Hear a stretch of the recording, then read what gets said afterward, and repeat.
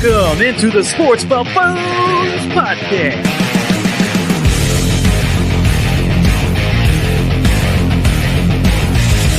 Come on, let's get it going out there, ladies and gentlemen, boys and girls of the world. Welcome on back in and back again to the Sports Buffoons studios here, based out of Lenexa, Kansas, of course. Once again, the great news is we do have the full clan with us. We've got Mike Settle here, Jason JG, and Tanner Dawson all the way to my right.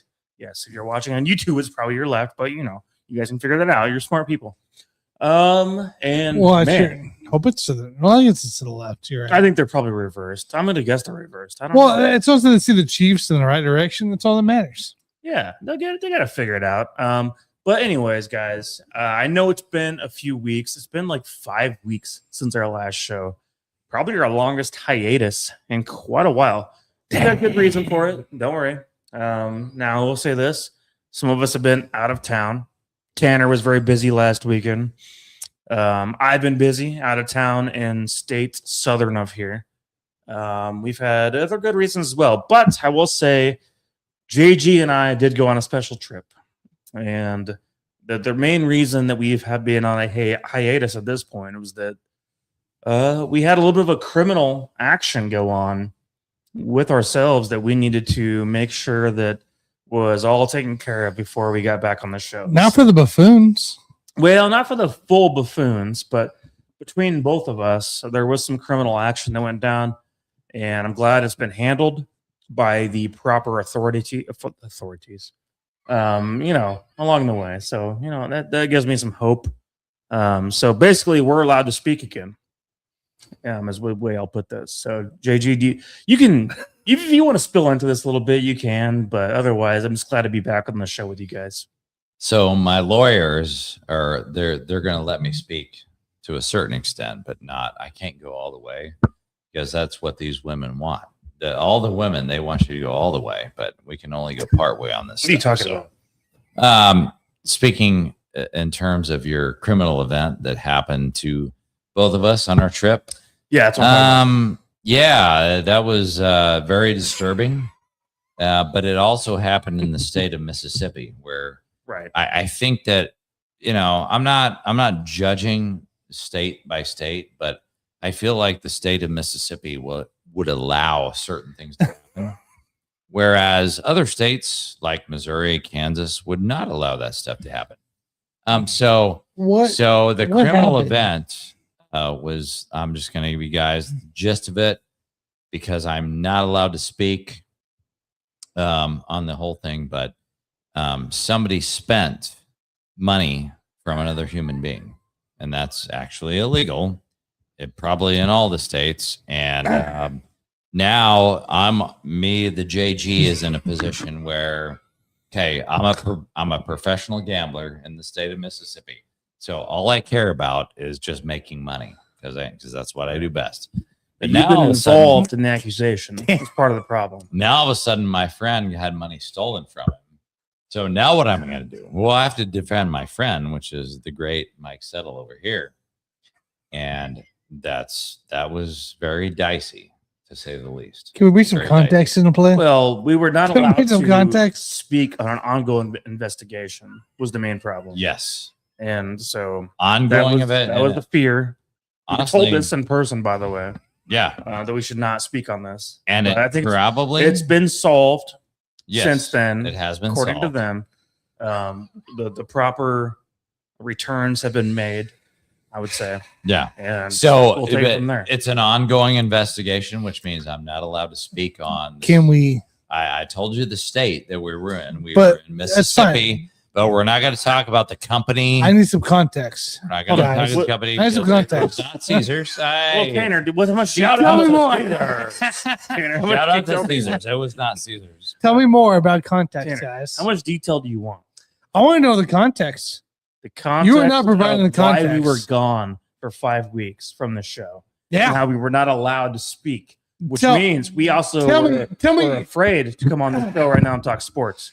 Tell me exactly what happened, guys, because I'm more curious about the context of how this all happened in the end. It's theft. It was a very simple theft. Deep on that stuff. It's a very simple theft. We cannot give you the venue, but somebody stole his money from him. Okay. Yeah. So, but how did they steal your money, Mike? How did they steal my money? You want me to go into detail on how this happened? I just want to know context. I'm just about the context. All I'm saying is JG and I went on a business trip together where it was a Baccarat trip. We were going out there to play Baccarat primarily. And what happened was night one, someone just happened to, take some chips where they should not have been. How did that happen? How did it happen, Mike? Tell me more. I want to know more context. There's context to it. No, well, we don't need to know all the details. I would put it this way, man. It's like he said, she said, right? Too much. So let's tame it down a little bit, man. Okay. I would just put it this way, man. There were people in the building that were drunk, and the perp. That's one of my favorite words. One of my favorite words. Gosh, please don't let me sound like my current president. But one of my favorite words in the English language is perp. Donald. One of my favorite words in the English language is perp. We had a perp in the house. We did, and he stole some money from my great friend Mike, and I accidentally had my card in the machine at this casino. It kind of looked like you might have stolen it was money. Kind of, the best way that I could describe it. The best way that I could describe this is that it's sort of a nonchalant three-way. It was a three-way. It was. The third guy didn't actually know what the heck was going on. So Phyllis, I'm currently undergoing leadership training, and one of the questions that come up is why? Why did this happen, Mike? That's the question that has happened. Hammered. Why? Well, a big piece. Why? One of the big. Why is a lot of things? Look, Tanner, a couple of people. When you're on a long flight, you just go to a town after a plane delay by 5 fucking hours.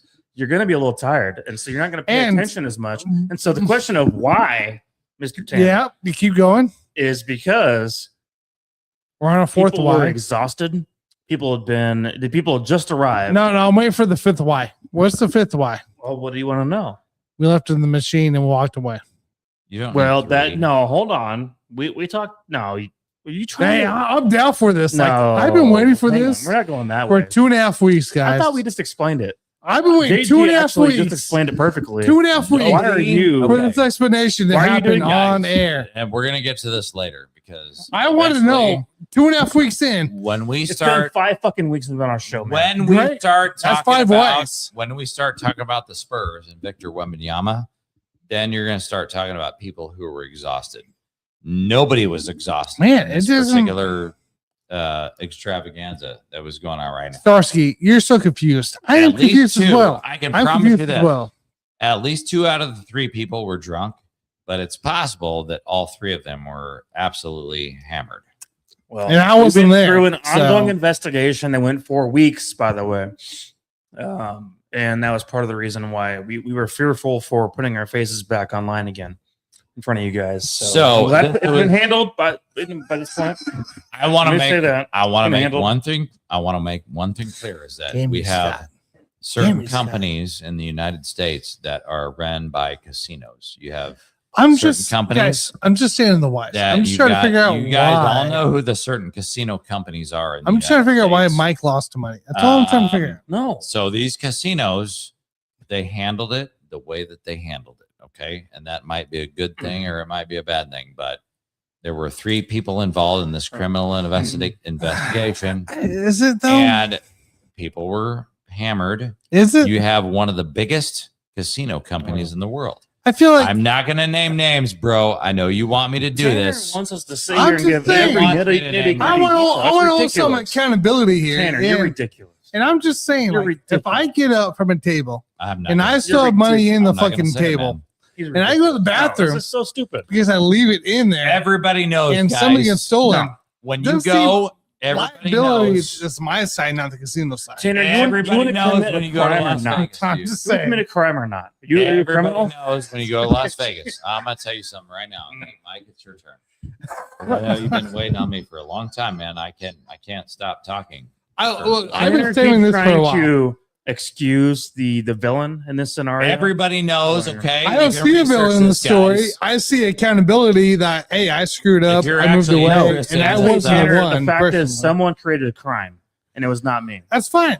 You That's guys, fine. I get it. Someone I get it. actually I get is the it. villain in this story. boys. But I the also only thing that people need to believe know, there's accountability that comes into play. No, there's Tanner. two major one companies. person- Would you just shut was up? One innocent.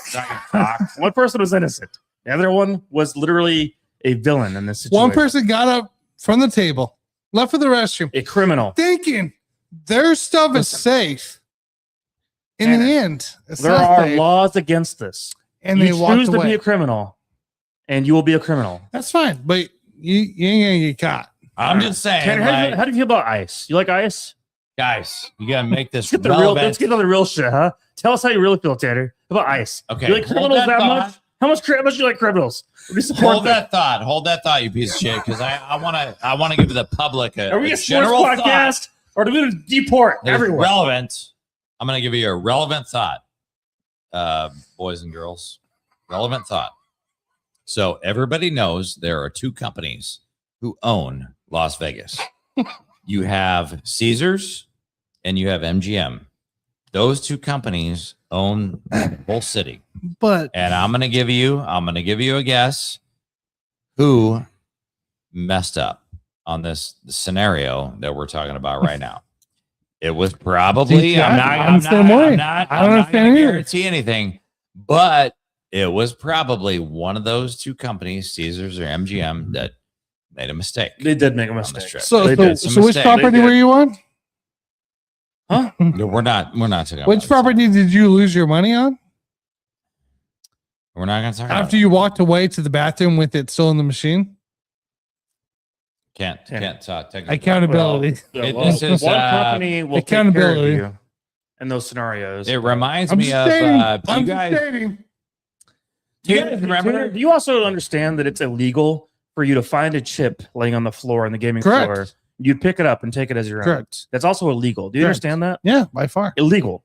So if you walked out with a, let's say, $25 chip, let's just say that, and you walked out of the casino with that, you would still be considered a criminal at that point. You by are a doing that. criminal. You're correct. Do you guys remember when DeMar Hamlin of the NFL passed out on the field? What about it? What about it? don't want to know this. I believe it was shortly after COVID ended. Do you know? Sure. Do you want to know what he said? He said, "I'm not allowed to talk about this stuff." Sure. Okay. Yeah, And he we did- he all, did say that. everybody He freaking did say knows. Everybody freaking knows what it was because it happened after COVID, right? that. He did say that. But he's not allowed to talk about it. So this is a very similar situation, and I'm not going to give up Jason, names. Jason, I- I'm not looking for a I lot. think we gave up enough information as Jason. we are right now. I'm looking for accountability. That's all I'm looking for. No, he's trying to Accountability. fish to get information that should not be put online. That's what Tanner's I'm doing looking right for now. accountability here. He is a dirty bastard. It's not We- my Tanner, fault you are a dirty that bastard. you Great walked guy. away Here's from the your thing. machine. This trip, JG Say- and I were on together. Well, I almost got killed allegedly. I almost got killed. We I almost probably got at one point deserved it, but that's different. But No, that's neither here nor there. If But you think that I what should Tanner deserve tried to to- get killed, what that's Tanner neither tried to here nor do there. for the first I'm 10 fucking minutes of our show I'm is just to try to saying. get us to say some bullshit that he was not a part of. I'm just saying. He's a dirty I was not bastard. there, guys. You're I was dirty, not there at all. you're But a it dirty sure bastard. sounds like some No. accountability needs to be You are a taken dirty into bastard. action. You are a dirty bastard. Commit illegal activity, Tanner. Go ahead. And see what One of happens. my one of just my asking. favorite I'm just lines. One of my favorite lines in many, a lot of movies that I've seen throughout the course of my years is that I am not. You guys. I am not. Just be quiet. Come on, just calm Scott yourself. Cobe out here, dude. Calm down. Can you guys just listen to me right now? One of my favorite lines in the movies over these years is, "I am not allowed to discuss an ongoing investigation." And we are going to leave it at that. I'm pretty sure we're solved And already. you can shut the heck up, No, Tanner. It has been Shut solved. the heck up, but you were not My there. God is rewards Yeah, in the but- end. Hey, you and, bastard. You're And talking about my criminal activity. and like Mike ended up getting this was my saved. investigation. in the meantime, He got saved by the casinos once in the again. meantime, Now he's telling the entire world I about what stalled. happened. You guys think this is where it gets really wacky. In the meantime, I solved the game of American roulette. Please do not talk to me about that because I'm definitely never going to talk to you. Hey, about here we that. go. Here we go. Flint Eastwood I out saw here. it. Are we ready to move on yet? Flint Yes, Eastwood we are. out here. Hey, Flint Eastwood's got a great point here. If I can Casinos click want on no it. part of that shit. Holy crap! Why can't I click? Heard the KC Mavericks in the semifinals. Let's go, Yeah, baby. dude. That's Yeah. what we're talking about. Good. That's the stuff we're they're talking good about. most years, aren't they? Mavericks. They are. And the Kansas Jayhawks, by the way, I don't have their hat on today, but they are in the NCAA tournament hosting For a what? regional playoff in baseball. For baseball. Baseball. They won the Big 12 tournament. They won the Big 12 league. Whatever gets you guys horny, man. Whatever revs you up. I don't care. I don't see Mizzou doing But- this or Texas Tech. So, No, I mean, I don't get horny over that stuff. So, what do you get horny over? Texas Tech softball? Football, some real sports. Softball? Softball, I don't give a fuck. You do not see the Texas Tech softball team? I don't care about it. Dude, it's phenomenal. You know what? Dude, They- there's only so much they beat- of so many they- fucks I can give. No, on a no, daily no, basis. Mike. And Texas Tech Mike, softball Mike. is not one of them. I'm Texas gonna Tech tell you that right softball. now. Texas Tech softball beat Florida, and they came back and won. Or they tied 7-7. Ended up winning 14-7. What was Right. that movie? Where it was it 14-7. not Meet Mike, the Fuckers or listen, whatever? I'm trying to Meet the tell you a Parents. good thing about Freak Texas Ass. Tech. I do not. I'm trying to tell you about a good thing about Texas I Tech. don't care. Shut up. And I don't Florida, give a fuck. Florida Time out. refused the handshake the Time Texas Tech girls. It was Tanner. phenomenal. Time Phenomenal. out. Time out. Amazing. Mike, Whatever's going on there, I could There's not other give. sports than football going on. No, there's not. There Football is. is all that fucking matters. Football is not the only sport that Texas Tech plays. You want me in. to care about women's softball? What else should I care about? Fucking scuba diving?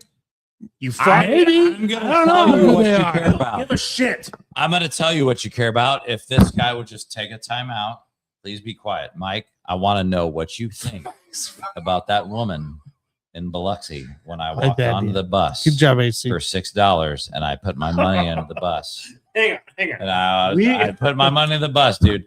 I want to know the shenanigans that happened there because Calm down. this is the least. I want to be honest with you. We gotta get guys. the Chiefs talk here in a minute. No, We have that's to. fine. But this is the least. This is like the lesser event that happened to us when we were in Biloxi. But I feel like we should give this lady some credit because she was very generous with me. Did She she? was very patient. You know, you got people out there that do not want to be patient with the Well- JG. I'm going to tell you that right now. Nobody wants to be patient with the JG. This woman right here. I want you to tell that story, Mike. All right, so you walked onto the bus. Yeah. The thing was that we'd already been on the bus the day before.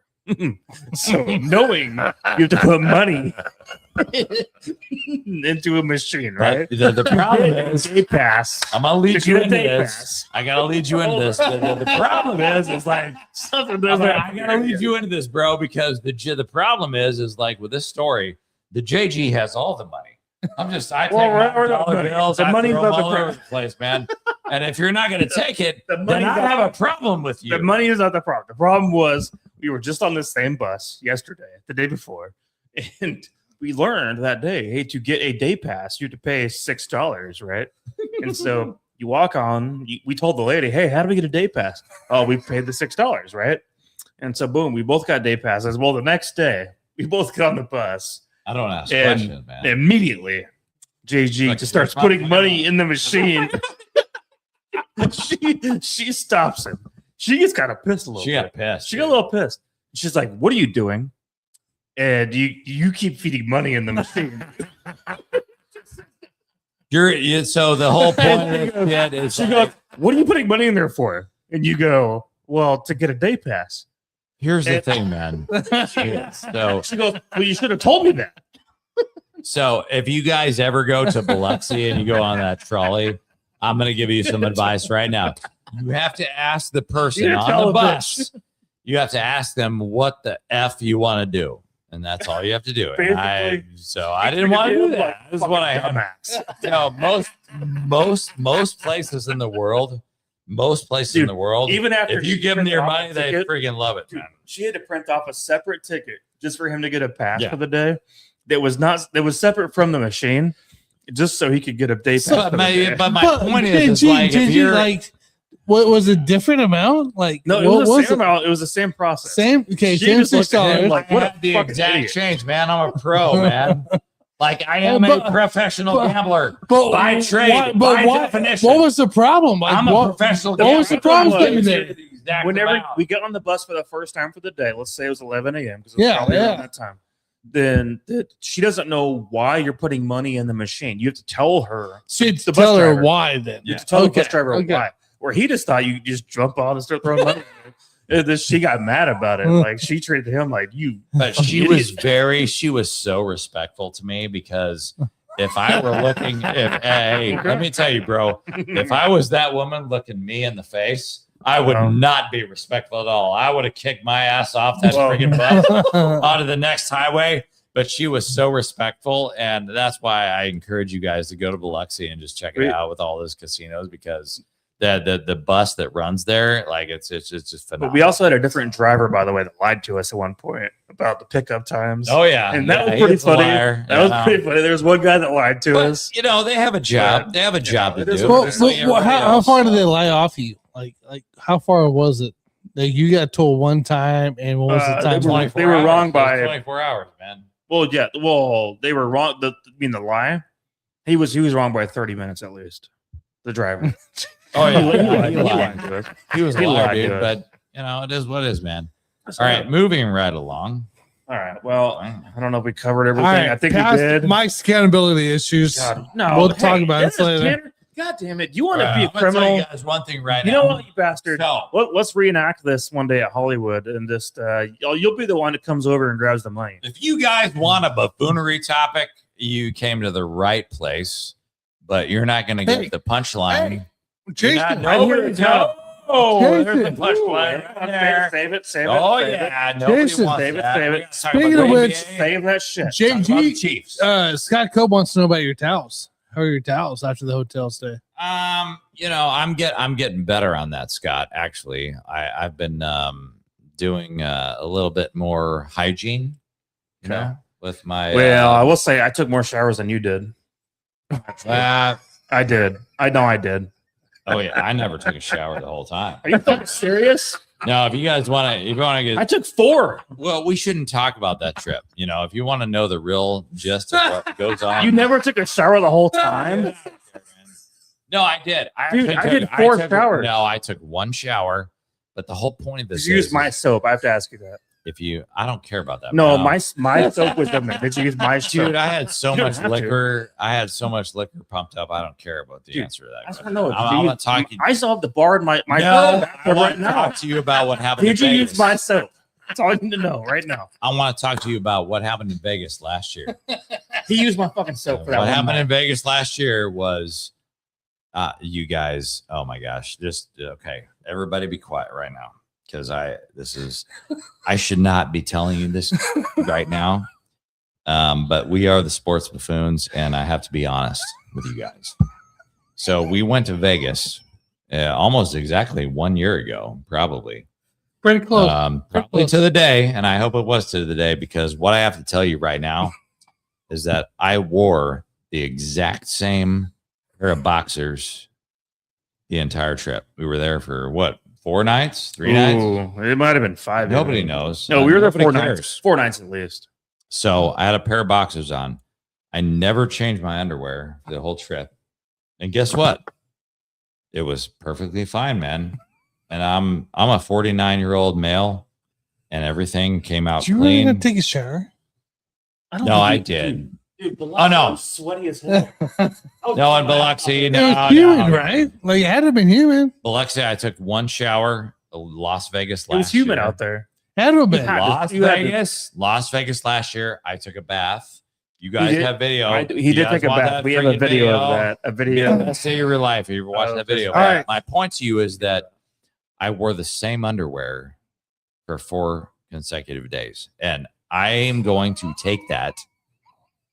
I'm going to take that to my grave. Okay, brothers and sisters. Yeah. Brothers and sisters, I'm going to take that Okay. to my grave. All right. I wore the same pair of Is underwear. this something you would continue to four- plan on doing? No, Like I would but imagine, like it's- if you wanted to use my soap in No. Biloxi, you could have just said it. You just be like, "Hey, I'm can I trying to borrow tell you you right now, bro. Dude. I for a day?" did not plan that, dude. I got nothing. I did not plan that. This This just is not me. happened. All I would ask, like we This have just pocket knives. happened. We could just cut I the wasn't soap even a in part of half. this group. When Just cut the you soap in half. when you We could accomplish borrow something, each other's soap. I I'm don't going care. to tell you this right now, boys and girls. When you accomplish something and that's great in life, you don't have to announce it to the world. It just happens, and that's what. I Hey, did last year. by the way, you two, Same pair of underwear, you two 4 freaking fellas, nights. Scott Coe will be back out in Vegas September 8th Thank to you, 14th. Scott. Thank you, Scott. Hold on. Let September him finish talking. God damn it.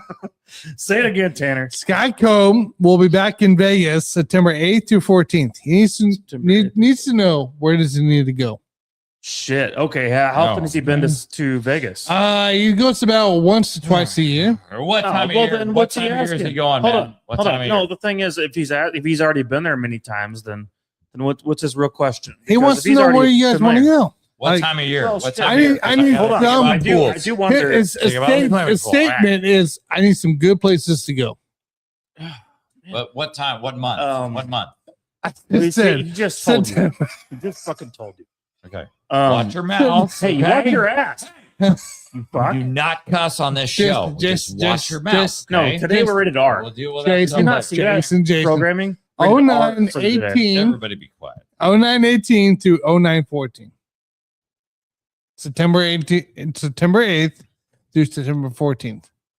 Oh, okay. I'm just gonna say Fremont Street, man. Go to Fremont Street. There's gonna be great atmosphere, Nah. party atmosphere. Go There's to gonna be Mandalay live Bay, music, dude. Go to Mandalay Mandalay Bay. All You're the pools. disgusting, dude. You are disgusting. Hey, Mandalay Bay. that's a. We're gonna talk. That's horrible. I don't want to talk about Well, that. you know what? I gotta call you out about that later on. No, After this show. okay. We're gonna. Send him north. Send him north. You're gonna go north of the strip. You're gonna go to fucking Fremont Street. You're gonna go experience a lot of that shit up there. That's what you want to do with your time. I don't know where he's Scott, staying. He didn't say Scott. where he's staying. Scott, the only thing that matters in Las Vegas, whether you That's gamble, ridiculous. Mandalay Bay. okay. He's a blackjack player. You by the way. guys, It doesn't matter what I a player promise I'm is. you, telling you what he everybody- does. guys. That's The fine. whole Dude, they have world, it everywhere. the Go to whole Fremont world, Street. God the damn. whole world agrees with me on this stuff. Okay. Mandalay When Bay. they- no. Calm your. What do we call it? Badge? I don't know. Just calm down. Okay. When you go to Las Vegas, Oh, the there we only go. thing that matters is the lazy river. You're going to find a lazy river at Mandalay Bay. Okay. You're going to find one at Park MGM. Okay. What If you about can find another lazy river in another place that I did not just mention, then go there. GG. You Scott- have to find Hold on. We got more find the information. lazy JG. river. Okay, Okay. Scott's give us more information. What? Because I can't say it from here. goddamn. because boys No. and girls, No, just stop. you go What does to Scott say? Las Vegas and you do not get to experience the lazy river, you are doing Las Vegas wrong. End of story. Scott. All right. Please, GG. gentlemen, come on. Scott said he's staying at the MGM Grand. Okay. Ooh. All right. Good spot. So what do you got? Hey, now? What do you got? they now? actually- Tons. might. I will say this: tons of great food in New York. Okay. I mean, great options without a doubt. Yeah. Blackjack player, I feel like, is kind of irrelevant because it's literally everywhere. But at the end of the day, I don't know how often he's been up north of the strip, but definitely go to Fremont Street. I think it's well worth at least one day of action. Yeah, you go to Circa. If you go to Fremont, Circa's cool. Yeah, Circa. Circa's cool. Circa, you'll never leave. You'll never leave. As a sports bettor, Scott, you and me, lock it in. Every Saturday in Rec Room I Sports Center. have right now. in You'll my never fridge right leave. now. You'll never leave. I'm not gonna go grab it, but right now in my fridge right now, I've got a really great offer from the place where Vegas Matt plays. So right now, that is my Where current is that? best offer. What's that called? Oh well, your favorite Fremont Street casino ever. I'll go grab it real quick. All right, boys. Here's okay. So here's what the F is going on with MGM Grand, Scott Cobe. I call you by name because I care about you, bro, and I freaking love you. So I've been to MGM Grand, and I freaking love that place. And the best thing about MGM Grand is the blackout curtains. The blackout curtains, They are bro. nice. They are nice. They will blow your mind because you got a remote control. You got a remote control for those blackout curtains, and it will blow your mind. Oh. You'll be dark. You'll go to a dark retreat. Scott Cope is going to appreciate this, right? Scott Cope knows what I'm talking about. Yes, Yeah, exactly. if you want to go, if you boys and girls want to go to a dark retreat like Aaron Rodgers, you would go to the MGM Grand because those blackout curtains are perfect. And you're not going to know what day it is because when I go to Vegas, man, I don't want to wake up until 4 p.m. in the afternoon. So that's the best thing about the MGM Grand. Wake up till 4 p.m. in the fucking afternoon. That's the best thing. Now be quiet. That's the best thing about MGM Grand is the blackout curtains and the service, guys. Their service is immaculate. Mike, what do you have in your hand? Yeah, so I was bringing up Fremont Street, and so El Cortez is where Vegas Matt plays, and my current offer is to stay there 4 nights for free, 300 slot play, 200 dining voucher as well. And so I fully plan on using this. And if nothing else, I plan on going out there this fall, and I will be calling them to verify that I can make that happen. But I'm not going to stay up there every single night. I think having 2 nights in Fremont Street and then 2 nights on the Strip are very fair. That's cool and all. I love that you got that. But Circa beats. What about it? If you're a sports bettor, how long are you staying like there? myself, Circa's cool. I will participate in Circa because also you get a small pour of Tank 7 for free, pretty much. At the bar. Circa's cool, man. I'm nothing against Circa. But there's just so much else other than the south end of Las Vegas, which is where he's staying, to explore. There is. I highly recommend. But if you want to go watch sports and go watch sports betting, Circa's the spot. Yeah, I stayed at the Venetian. Venetian. Watch your mouth, man. Did you drink too many beers tonight, or what's going on over there? Luckily, the good news is Slow down on the beers. I stayed at the Venetian about a year ago. Just The Venetian was about a year ago, and that was actually a great experience. Once again, with the blinds, like you were referring to, with the remote control access to just like it's a suite. It's a suite. Every room is a suite, and so the Venetian is somewhere you should go play. So if you want to play blackjack, for instance, go play there. You will get an offer for a free suite at some point. They're literally all suites. So freaking love that. I freaking love the Venetian. So Venetian would be a spot I recommend stopping in. Great freaking advice. I love it, dude. So I don't know what else Scott said, but are we over this or what? And he just needs 1 towel. That's all he needs. One towel the whole trip. Oh, okay. It always comes full circle to JG. 1 towel. Yeah, bro. I'm gonna. Gosh, I don't know if I want to say this live, but I stayed at the Aria Resort and Casino. I wouldn't stay there. And I didn't do it. My wife didn't do it. My daughter didn't do it. But we were in the casino at Aria. We went to the beach. That freaking what do they call it? Yeah, swimming pool down beach. there. Okay. And they charged me. They had the wherewithal to charge me a resort fee. And somebody in my room, it was not me, but they took some embroidered towels from that swimming pool at the Aria, and they donated it to me, man. So I have embroidered towels from the Aria Casino in my house, right up home to my house. So just something to think about, because you guys and gals are out there playing your, you're spending your resort fees, you're paying your resort fees. Make it worth it. I'm just throwing that out there. I didn't steal. I don't like to steal things. Mike. Mike.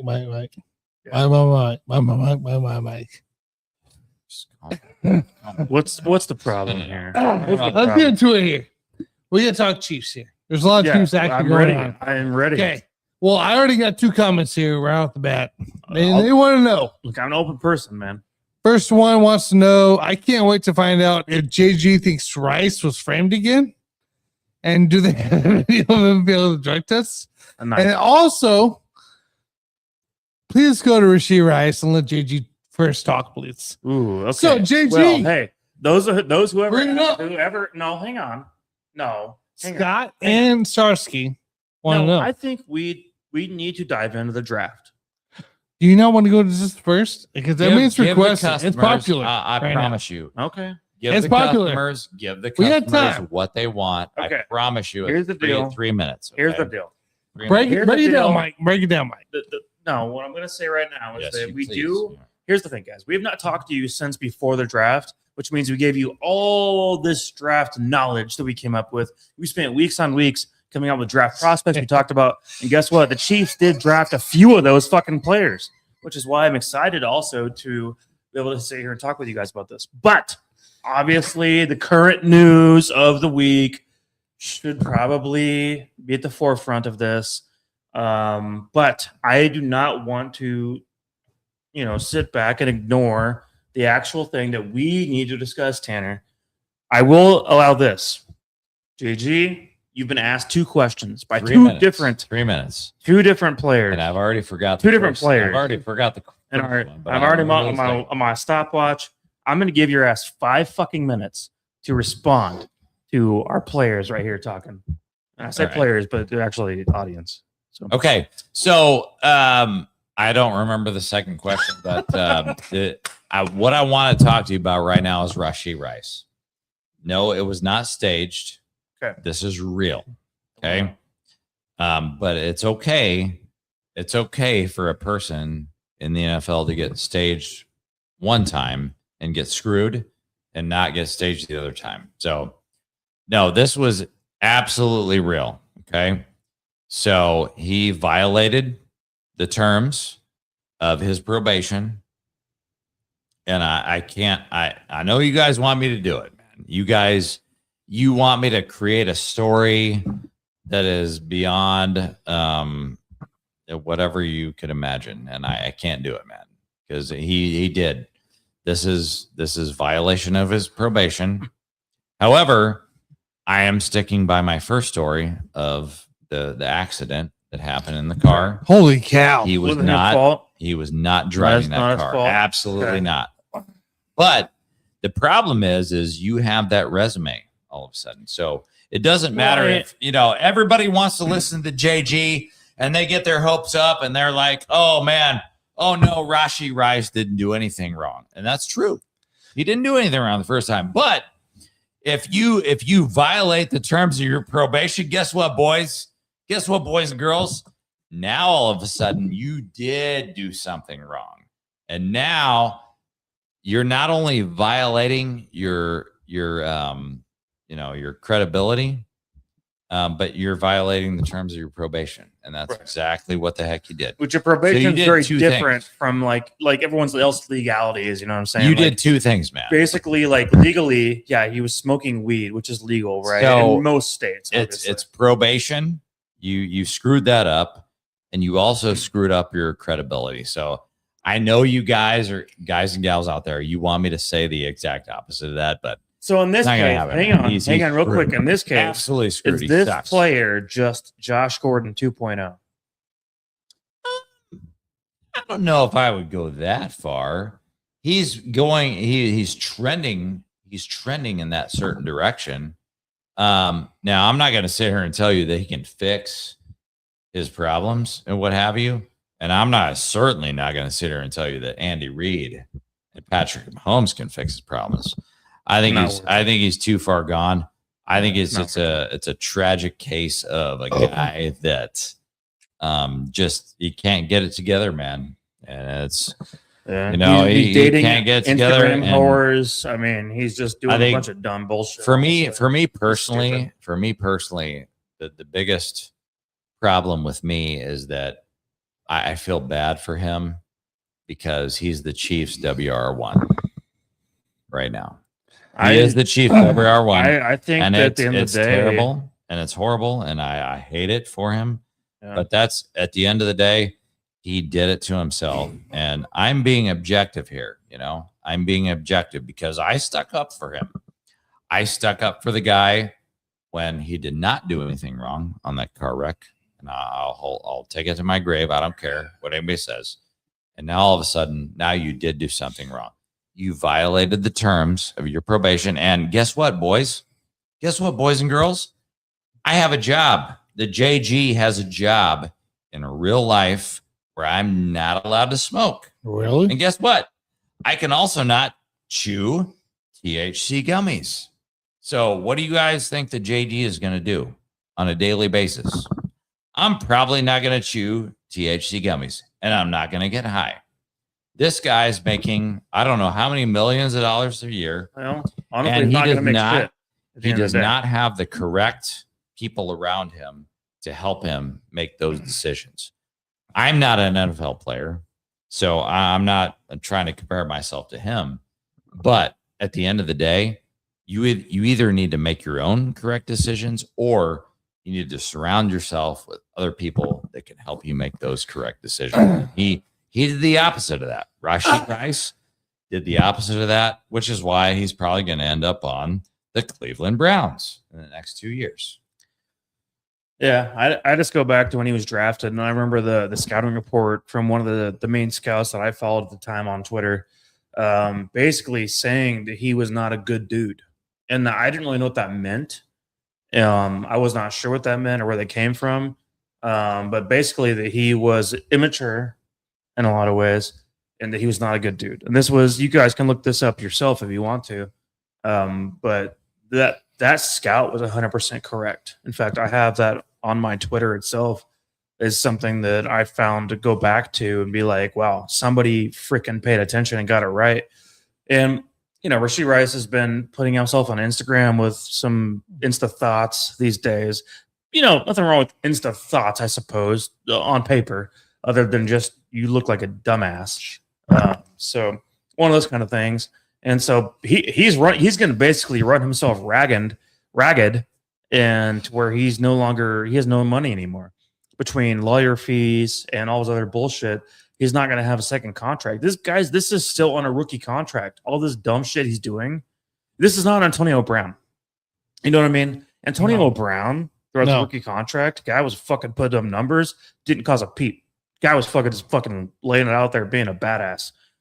Antonio Brown, once he got his money, that's when he turned into a dumbass. Mm-hmm.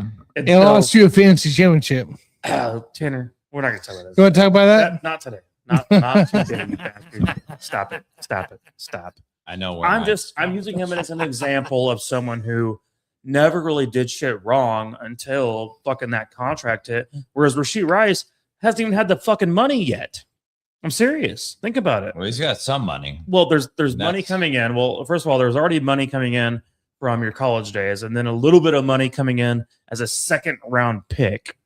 No, honestly, at the end of the day, man, you're not the fucking guy you think you are when it comes to your financials.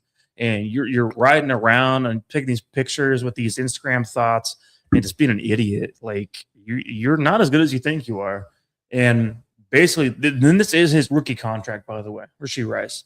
This is his rookie deal. And if he does not perform this year, or even an injury occurs again, I mean, it's game over. Like you literally, you overplayed your card, and now you literally get nothing. You get nothing. No one's going to pay you shit at this point. Somebody will pay him. No, they won't. Yeah, they will. Tanner, yes, they will. Yes, they will. No, they will not. I don't believe How good of a player do you think this is? Look at Jordan Addison right now in Minneapolis. Tanner, Jordan Addison. Look at Jordan Addison right now in Minneapolis. All right, now be quiet. Be quiet. It's not that. I'm going to tell you guys right now. Everybody has a number, and I don't care if it's your first, second, or third contract. Everybody has a number that they care about before they go entirely off the rails. Rashee Rice, it was zero. Rashee Rice, he's made a lot of money, dude. He has made not a lot of money. He has actually not. He has not. Dude, he has not. That's my entire freaking point. If I give you $250,000 right now, there are people on this planet which would go off the rails. They would go off the rails with $250,000, $500,000. Everybody has a different number, as that's what I'm trying to tell you right now. So his number is literally like $100,000. Doesn't matter.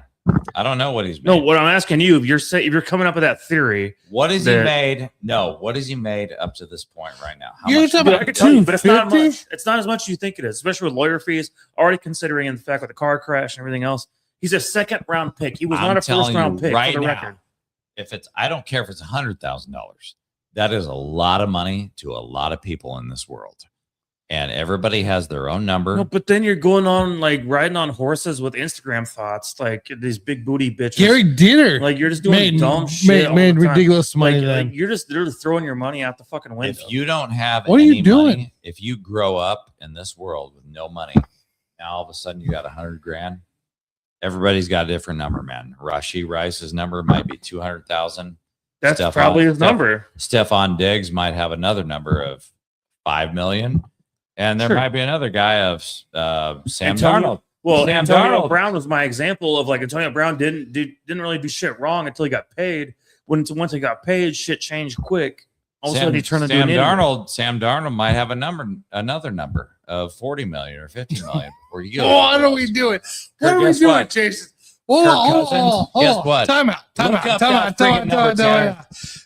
going somewhere. I'm going time out. No, you're not. You gotta call it time out. I know you're not used to what I know you're not used to what this is, dude. I want to know how much money. No. We're not talking Sam Darnold, Rashee Rice, Jordan Addison in the freaking same contract mode. Don't let me say it right now. I'm not letting you say it because you're going to say it. Look up net worth Kirk Cousins right now. What about For what? Because that fucker he's not an idiot. What's your point? I mean, he might be stupid, but he's not an idiot. He made $100,000 every contract. Went off the rails. Everybody's got a number before they go off the rails. He's got a backing in his beliefs of the world. Rice. There's a big Rashee Rice, dude has no number. He doesn't care. Kirk Cousins shops at Kohl's. Dude, my point is like he doesn't give a fuck about all the high life and going on Instagram. Rashee Rice, I'm telling you right now. Rashee, what are we doing? What conversation are we having? $100,000. He's done. He's like the best. He deserves no money. JG, what conversation are we having right now? I don't understand what we're having right now. There's different levels to how much money you make before you go off the rails. Before you go off the rails, it gets Tanner. One day, friggin' hammered. Right now, you hit the lottery, you win $500K. Let's just say $500K, which is a really low number for the lottery, right? Yeah, but it's a great number. He's saying that might be your number to be a dumbass. Yeah, that's what he's saying right now. Yeah, that might be your. What are we doing? Dumbass. What are we doing? We're talking about Rashee Rice. We're talking about Rashee Rice and guys that cannot handle money. Rashee Rice cannot handle the money. No matter what happens in the end, as long as he serves his jail sentence, which he's doing right now. He was a fucking second round pick. Second round pick. He's gonna make money somewhere. Somebody's gonna sign up somewhere. Yes, he will. Yes, he will. I guarantee you, somebody's gonna sign up for some dumb contract. No. There's 32 freaking teams in the NFL. You're telling me not one of them is desperate enough to try out him for a number 2, number 1? Doesn't matter. Like Rashee might make. Tell me. Listen to me. Right we got freaking Jordan Addison out here. That money for a minute. Arrested his first 3-4 years. Every time. Every time. He's gonna be throwing that money for a minute. Whatever the number you think it is. Throwing that money for a minute and it'll be vanished immediately. It is not gonna matter. That will be more money. And Jordan, I'm glad you brought up Jordan Addison. That's a good example. Tell me what. Tell me more. That's a good example. Tell me more. Because he's going to see more money than he's ever seen in his entire life. And guess what happens after that? We don't care. That's why he makes the money he makes. Nobody cares. Rashee Rice. That's why he makes the money he makes. Rashee Rice. I'm telling you right now. Jordan Addison. We went through this shit, bro. The Chiefs. You beyond all people know this. We went through this with Dwayne Bowe, and you know it. Well, yeah. Hang on. Hang tight. And I'm guilty of this Larry too. Johnson. We could talk about Dwayne Bowe. Big differences there. Dwayne Bowe is one that I don't know. It's really hard with him because Dwayne Bowe is a guy who, yes, he went through a phase where he was lazy, but Dwayne Bowe also was a guy who went through bad quarterbacks for a long time. You have to ask yourself the why. Dude, the whole team was bad. The whole team, the whole fucking you didn't have Andy Reid. Dwayne Bowe didn't have Andy Reid. You had Todd Haley. You had Romeo Crennel. You had just random turds kind of running the show.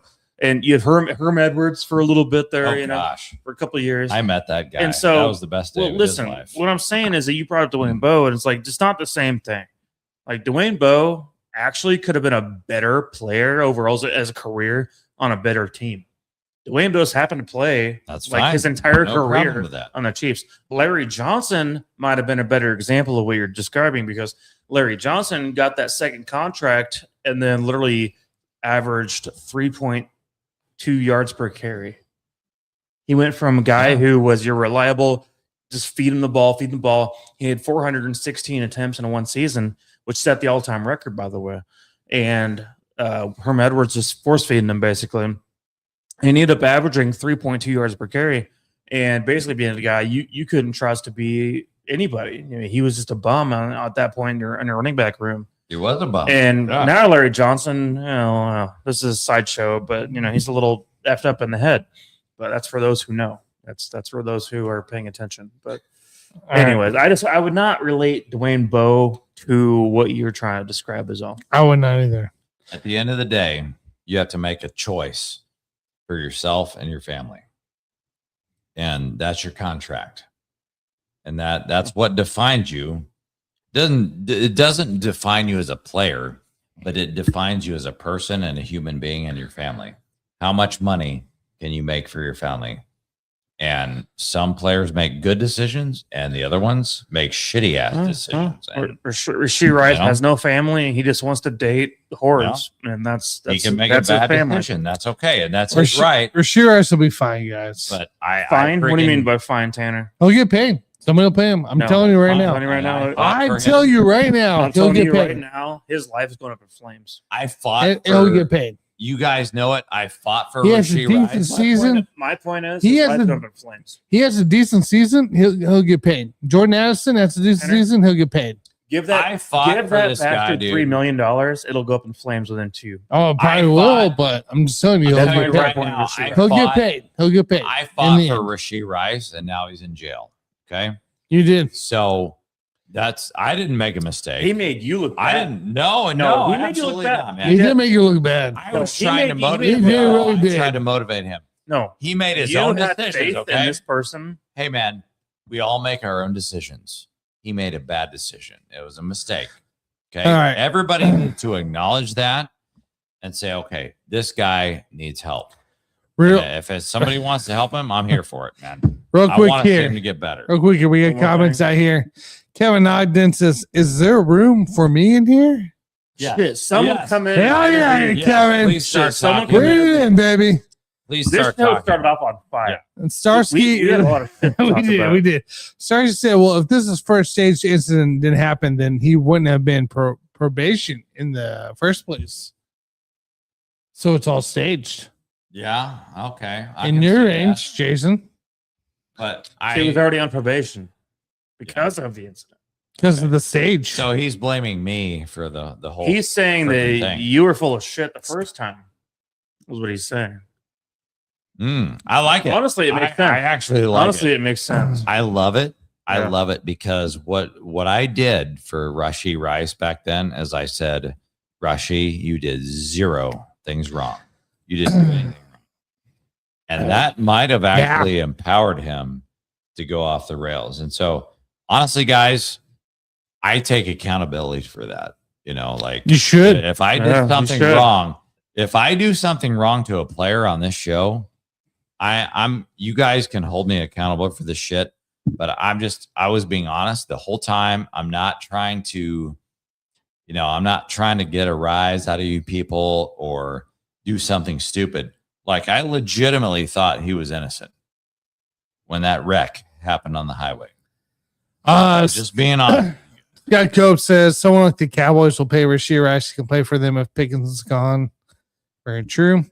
He needs to look at how many millions Ty lost on the second contract. I like that. I like the comparison. I would say to Scott Cobe that Rashee Rice needs to go play for the damn Cleveland Cavaliers. Because they suck ass. And they need a guy like that. Are they playing today? Is that game on right now? Is that all right now? I wish they could. I wish they could. Starship says, Mike, he's riding around doing Instagram stories with what? With what? That's a great question. We got Scott Coe. Rashee Rice is going to lose millions in this next contract, but another team will take a chance on him. And look how many teams Josh Gordon. The Raiders, man. Right. They'll take a chance on him, but like at the end of the day, like this story with the Chiefs and Rashee Rice is going to end quickly. At the end of the day, for me, I still will blame this against Brett Veach. Yeah. I say that because I told you guys many times about the scout who's talked about Rashee Rice being a bad dude.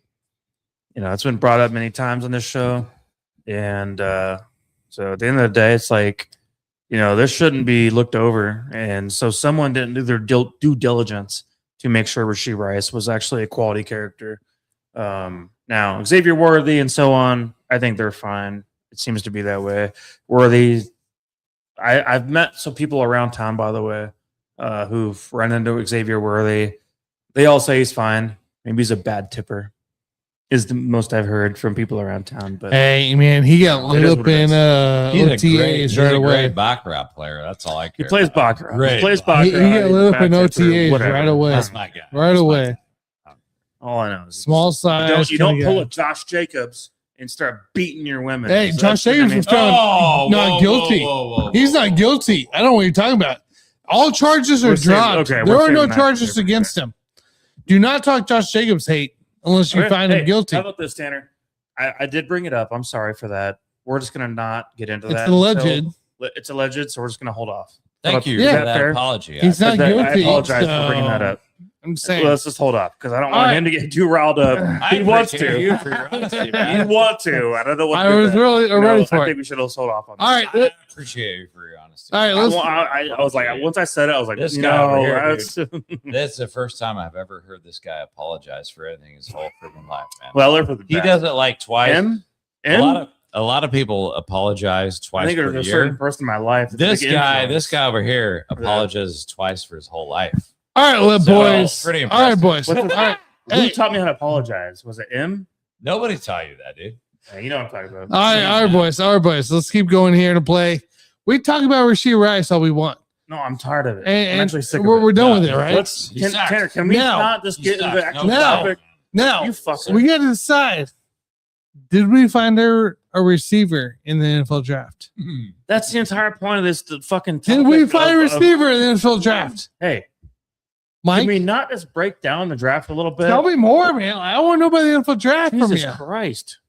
Try to find out. We went, guys, on this show, we went like 3 to 4 months every single week putting out the best content we could for fits that made sense to the Chiefs leading up to the draft or players that we found to be interesting players.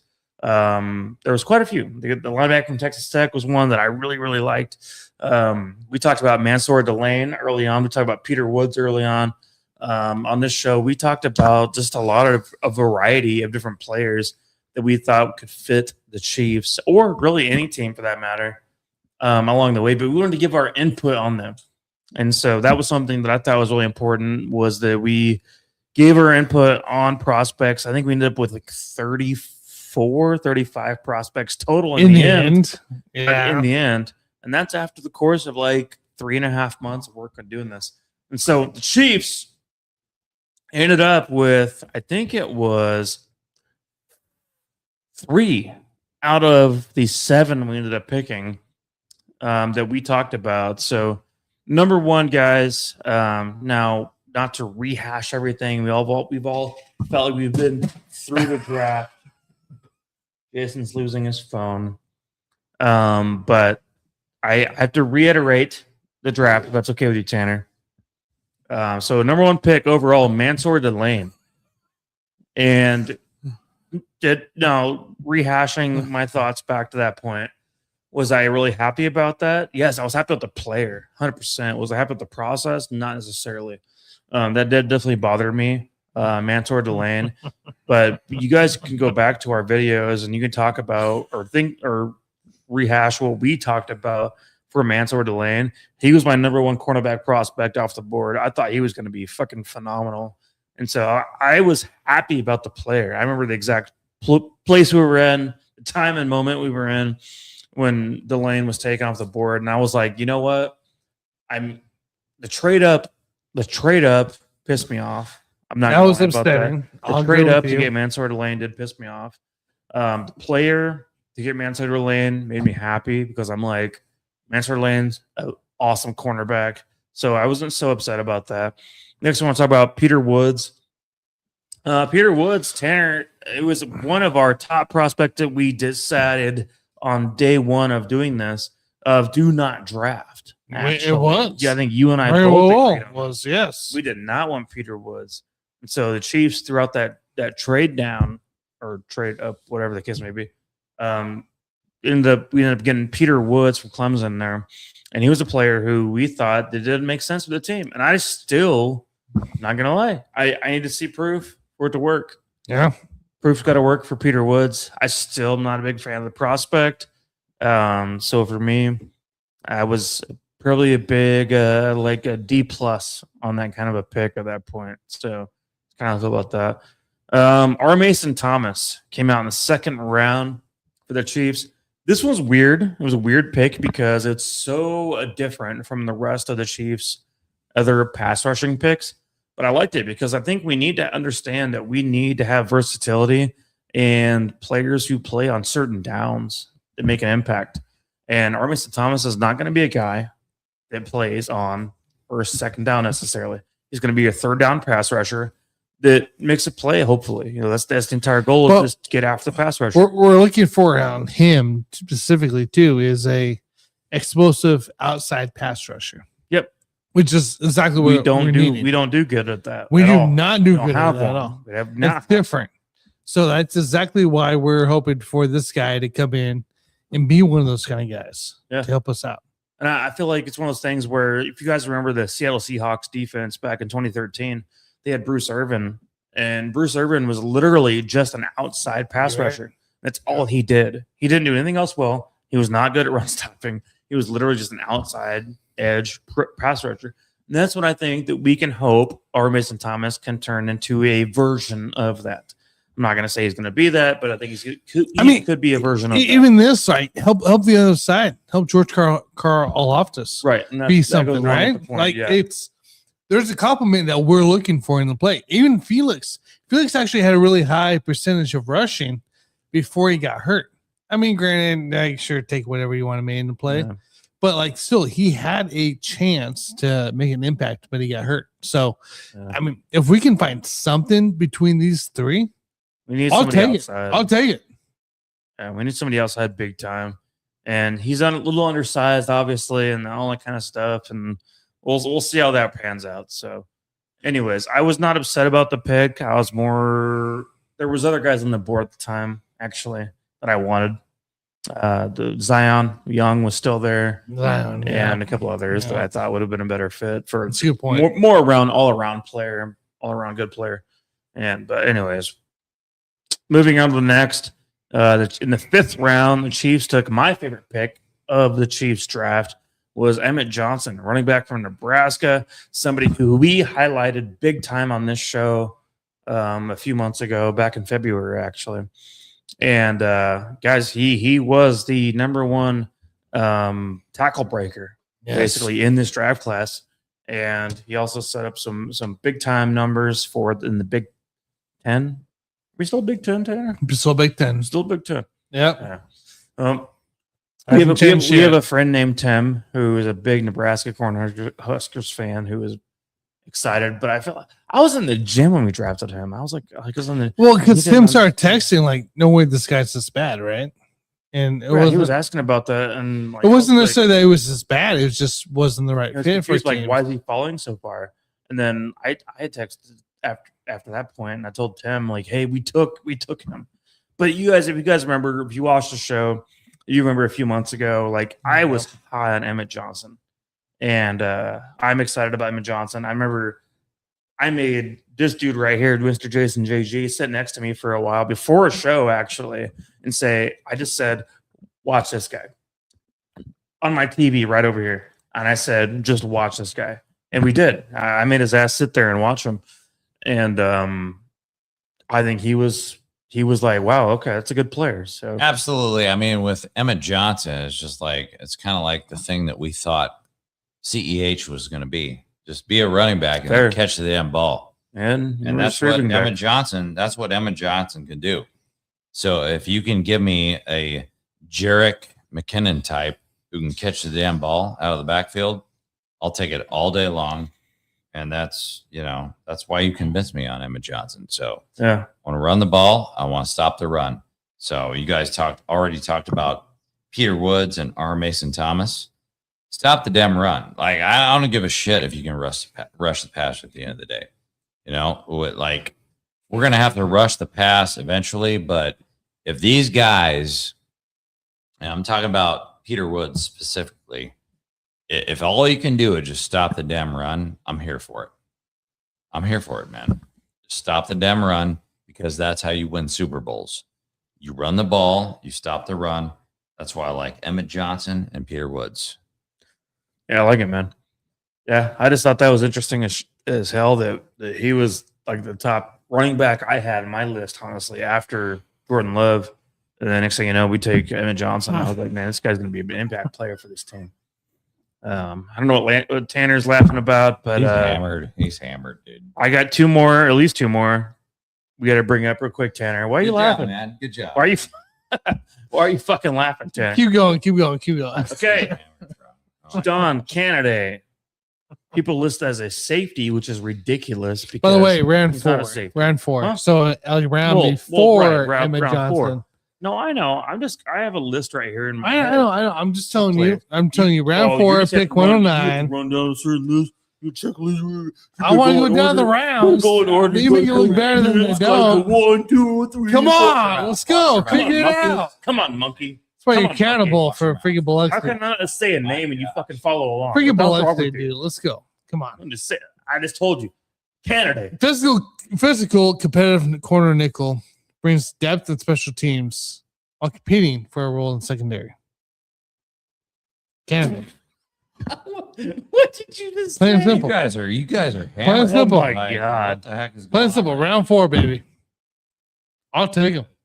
You need to start Tanner. drinking. I love it. My gosh. Tanner.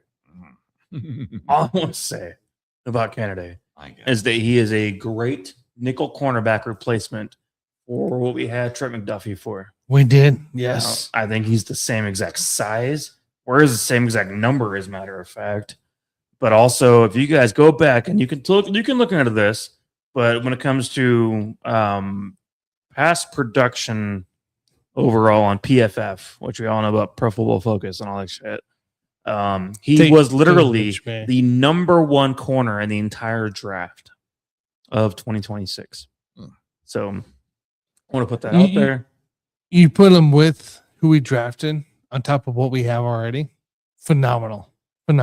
Well, chance. you're saying Delane. Well, Delane is a primary outside corner, Correct, as he should be. And you can use Canada into what you want McDuffie to be. Canada can be like, let's just say, hang on real quick. Let's go. If Canada can be like 80% of what McDuffie was in the slot, which McDuffie in the slot wasn't great. No. Or I mean, he was okay, I guess. Sorry, I did it reversed. McDuffie on the outside wasn't great. McDuffie in the slot was good. Correct. But if Canada can be 80% of McDuffie, while we have a elite outside corner at the same time, And you have a Noel big-time right winner. there. You know what I mean? Well, Like, yes, I mean, Noel Williams phenomenal. be the outside corner. Yeah. So Noel Williams and Mansour Delane will be your number 1, number 2. that's a hell of a secondary. Dude. And So I've watched a lot of Canada. I do want to say this real quick. I've watched a lot of Canada. And the guy is physical as hell. Comes up, makes hits, plays the line of scrimmage. Not afraid to come up and tackle. I know he's a little undersized. Like I said before, he's more in that Trent McDuffie size range, and they list him as a safety, but he's not a safety. He's a nickel. And the guy hits. I mean, the guy is physical. He's the kind of guy that we like here in Kansas City. And I was, and you know, at that stage of the draft, I was probably a little disappointed in not getting an elite receiver yet. That was something, or not elite. I shouldn't say elite, honestly. Just a receiver at that point in the draft, I think bothered me, not getting a receiver. And so that's what held me back from like being really excited about this pick. Otherwise, now that I've learned more about Jadon Kennedy, I think we're in good hands when it comes to him. So I'm looking forward to it. Agreed. All right, next one. Talk about. I got a couple more, man. 2 more. I'm asking Tanner because he seems to be the one that's upset about it. No, go for it. I was All saying Scott was just saying Canada with the next defensive star in Kansas City. Maybe. And he also did the Chiefs fear the Saints taking Delane in round 1 and we're going to pay whatever they had to? Maybe. But we could always do that. Yeah, maybe. I don't know. No, it's not a maybe. They were absolutely scared shitless. Otherwise, you wouldn't have traded up for Delane. So that's why that. Well, the other idea though was that the Chiefs were interested in the receiver, correct, at that time. So, and the Saints ended up taking. So that was the idea behind it. So the other was round 5, Cyrus Allen, wide receiver, Cincinnati. So this one's interesting to me. The reason I bring that up because the Chiefs had these two schools in their house at Arrowhead Stadium this previous year, where it was Nebraska, which was Emmett Johnson versus Cyrus Allen, wide receiver from Cincinnati. So obviously the scouts were easily accessible. They had their own thoughts about the situation. I also get kind of worried about that. I'm going, are you not expanding out enough? Like, are you not sending your scouts out far enough to where for some random reason, the Chiefs pick 2 of your top 7 picks that just happened to play at Arrowhead Stadium?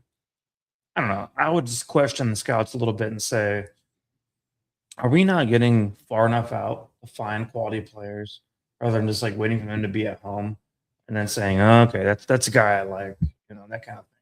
That's something I do question. Cyrus Allen, though, did end up putting up, I think, 9 touchdowns for the season. They did. And he was a red zone threat without a doubt.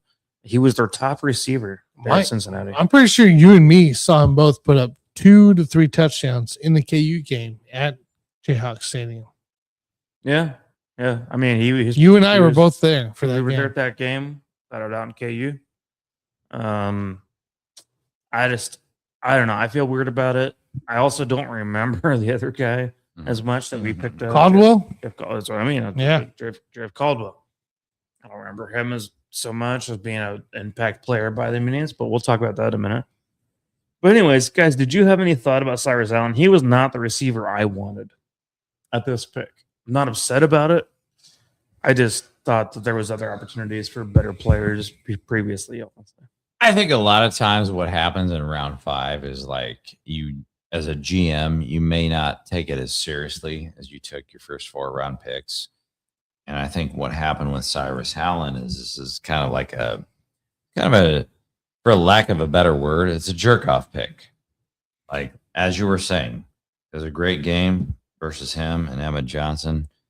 And they just, they started jacking off. And they thought, oh, well, that seems like a great jerk off pick in round 5. And you can do whatever you want, man. Honestly, God, like I'm not bullshitting you guys. You get into round 5, 6, and 7. Do you really think the GMs really give a fuck?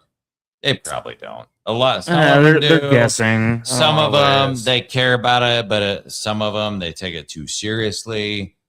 And that's what I think happened here. It was a jerk off pick, man, because you got to do your job. You have to do your job as a GM.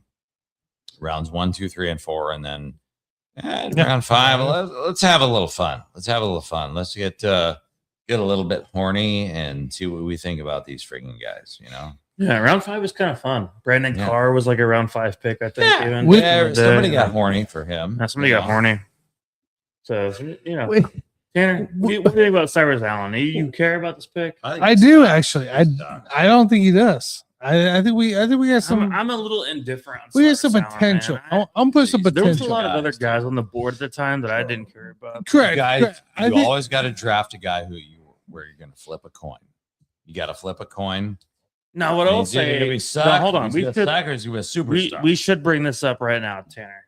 Hang on. The Chiefs signed both Cincinnati receivers. Okay, both of them, Caldwell and Cyrus. Okay, listen. They signed both of them. So they drafted Cyrus Allen and then signed Jeff Caldwell right afterwards, right? And so they're banking on one of these two fuckers to pan out. Is what they're doing at this point. And Jeff Caldwell is just basically the physical freak who is uncoordinated, in the thought process anyway. But the hopes is that he can figure out how to play in the NFL. But you could flip a coin and they both fail. They both suck ass. Well, that's 100% true. That's possible too. So that's 100% true too. That's very possible. So I don't know, Tanner. Tanner, what are you doing over there? I have one more guy to talk about. One more draft pick to talk about. Let me talk about Caldwell. Cyrus Allen. Let me talk about Cyrus Allen. But real quick here. I gotta go piss, man. What are you taking? JG. We're gonna go piss. He called me out. No. You already got it. Who's going first, man? You want to go first? No, he's got a problem, dude. He's got a problem. Hey, man, lead me into the NBA, and you're good. You good, man? Not yet. Bro, we've been here for 3 freaking hours. No, not yet. Eventually, you got to talk about the NBA, man. We've been here for. All right, let me talk to you, man. Well, We've been here for 3 freaking hours. Eventually, you got to talk about Mikal Bridges. No, we're not talking NBA yet. We're not talking NBA yet. Okay. So, come on, spit it out. Guys, spit it out, bro. I swear to God. Dave says Cyrus is going to be the best route runner, which I don't hate. Starsky says, is that how you pick your fantasy drafts, JG? Jerk off picks? Well, you're talking about a guy like Starsky who's had guys like Stephon Diggs on his team. He performed really well last year.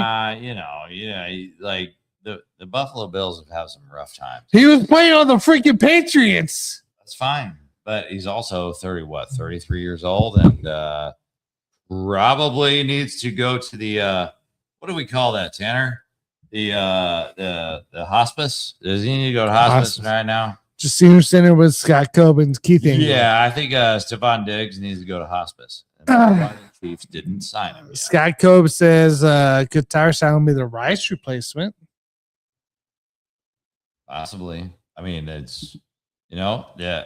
What do we always say on the show, guys, boys and girls? Availability is the best ability.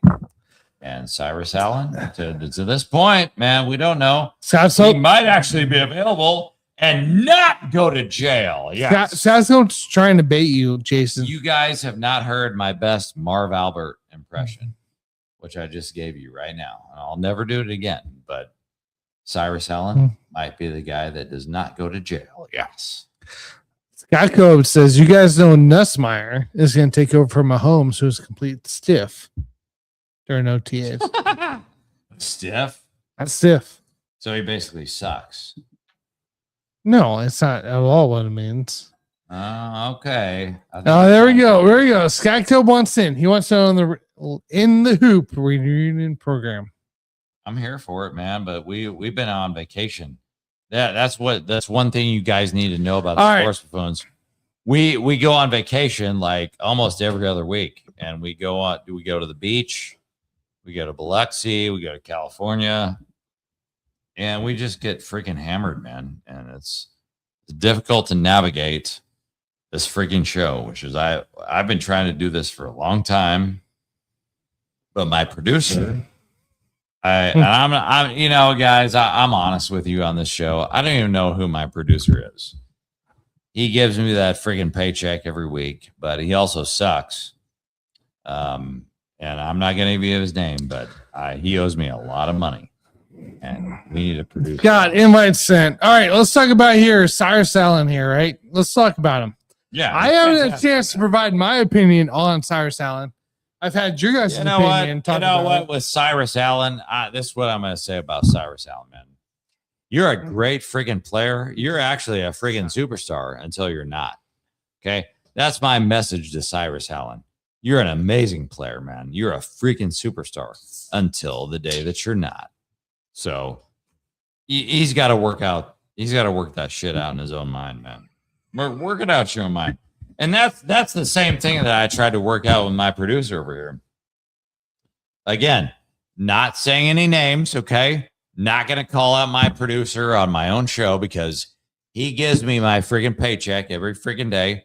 That's how I make a living. But, my message to Cyrus Allen and my producer and to all these guys that you guys want to talk about, man. All these guys you want to freaking talk about. You're a superstar. You're a superstar. I'm going to put this out to Shea Gilgeous-Alexander, Victor Wembanyama. You're a superstar, man, until the day that you're not. And then when that day happens, you suck ass. And then you need to pull your head out of your ass. Jones. All right. Well, anyways, Best. That's the best freaking advice I'll ever give you guys in your whole life. I'm never gonna say it again. Gigi. Never gonna say it again. Can I bring an opinion into play? Nobody scared wants it. to. Hang on, Nobody real wants quick. Hey, Nobody real quick. wants my smoke, I just dude. wanted we wrapped all the draft picks, right? Other than the last one here, but Emmett Johnson has a YouTube channel, which is awesome.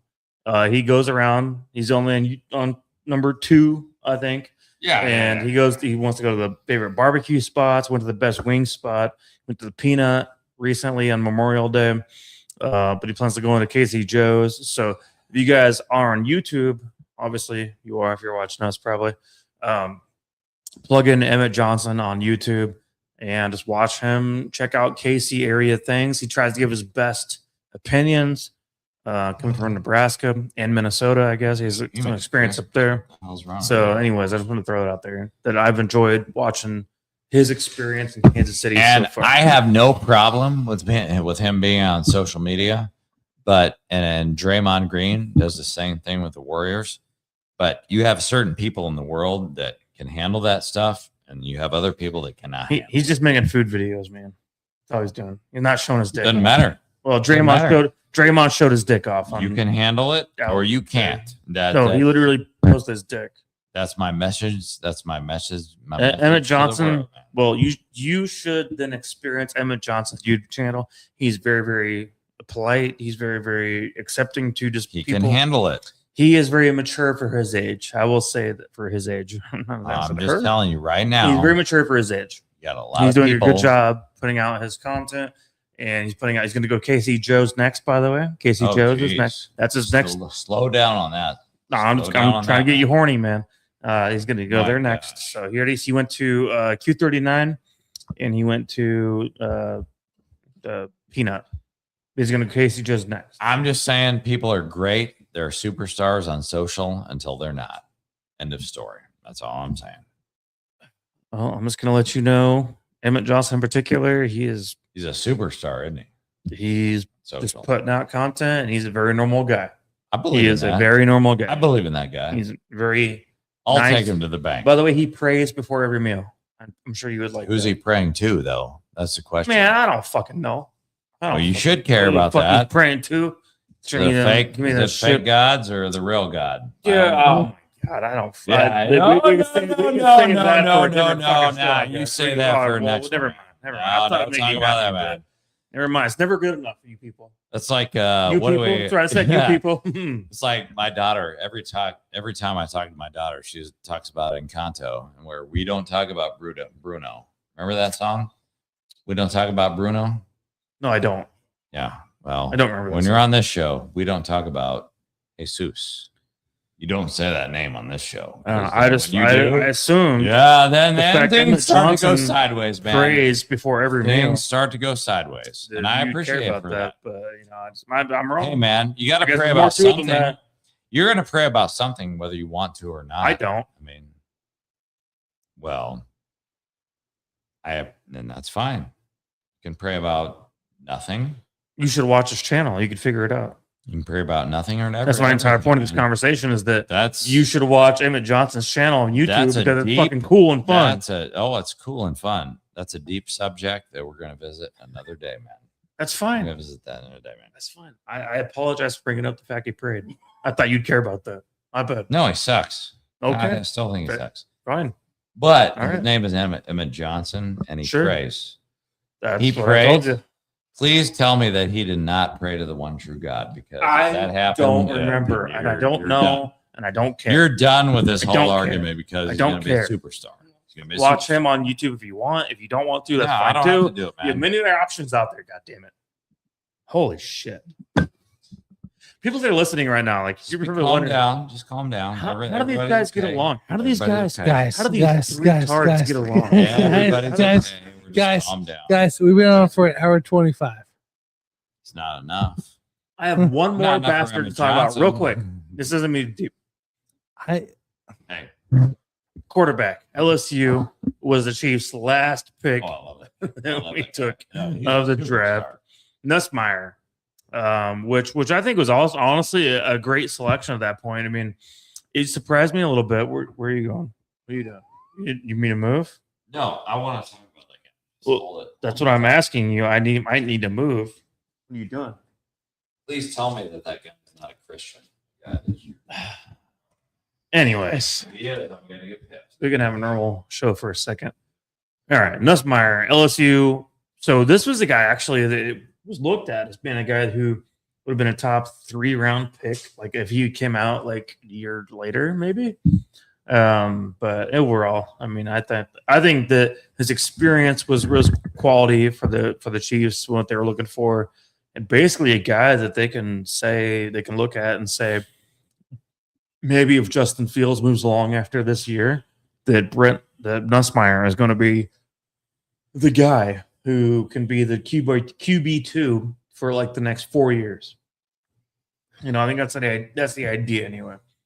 It's like a long-term QB2 if something goes wrong with Patrick Mahomes. It's kind of the way I but perceive that. You're talking about something going wrong with Justin Fields, right? Well, it's a 1-year contract, man. Correct. So the idea is that bring him in here. It's Justin Fields going to have 1 year here at the moment anyway. And then Nussmeier should be your long-term QB2 for a while. I feel great about that situation happening if Mahomes wasn't out there in OTAs. That we're not going to get to. But, like the fact that he's out there, Nussmeier isn't a thing for me right now. No, but, I mean, it's a 7th-round pick. I mean, how much do we care about this? He was a potential 3rd-round pick going the year before. Right. And it was due to That's the entire point of this. Due to injury, he fell behind on this latest trend because he had a bad year, an injury, all this stuff. Like this guy isn't like it was. Who was the guy that we held on to? Cleveland Brown days. He was going to go to the Cleveland Browns after Mayfield got hurt. Go to the Cleveland Browns. Not the Ben. No, he didn't. We ended up keeping him. We signed him in week 15. So one thing I'll say, just to get my input out there, is that I watched quite a bit of Nussmeier after we drafted him, and he reminded me a lot style-wise of like Kirk Cousins.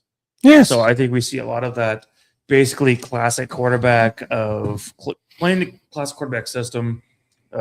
Basically, you're not going to see a guy who tries to improvise too much. I don't think he has that ability, especially at the next level. But if he can play within a system, he can be okay.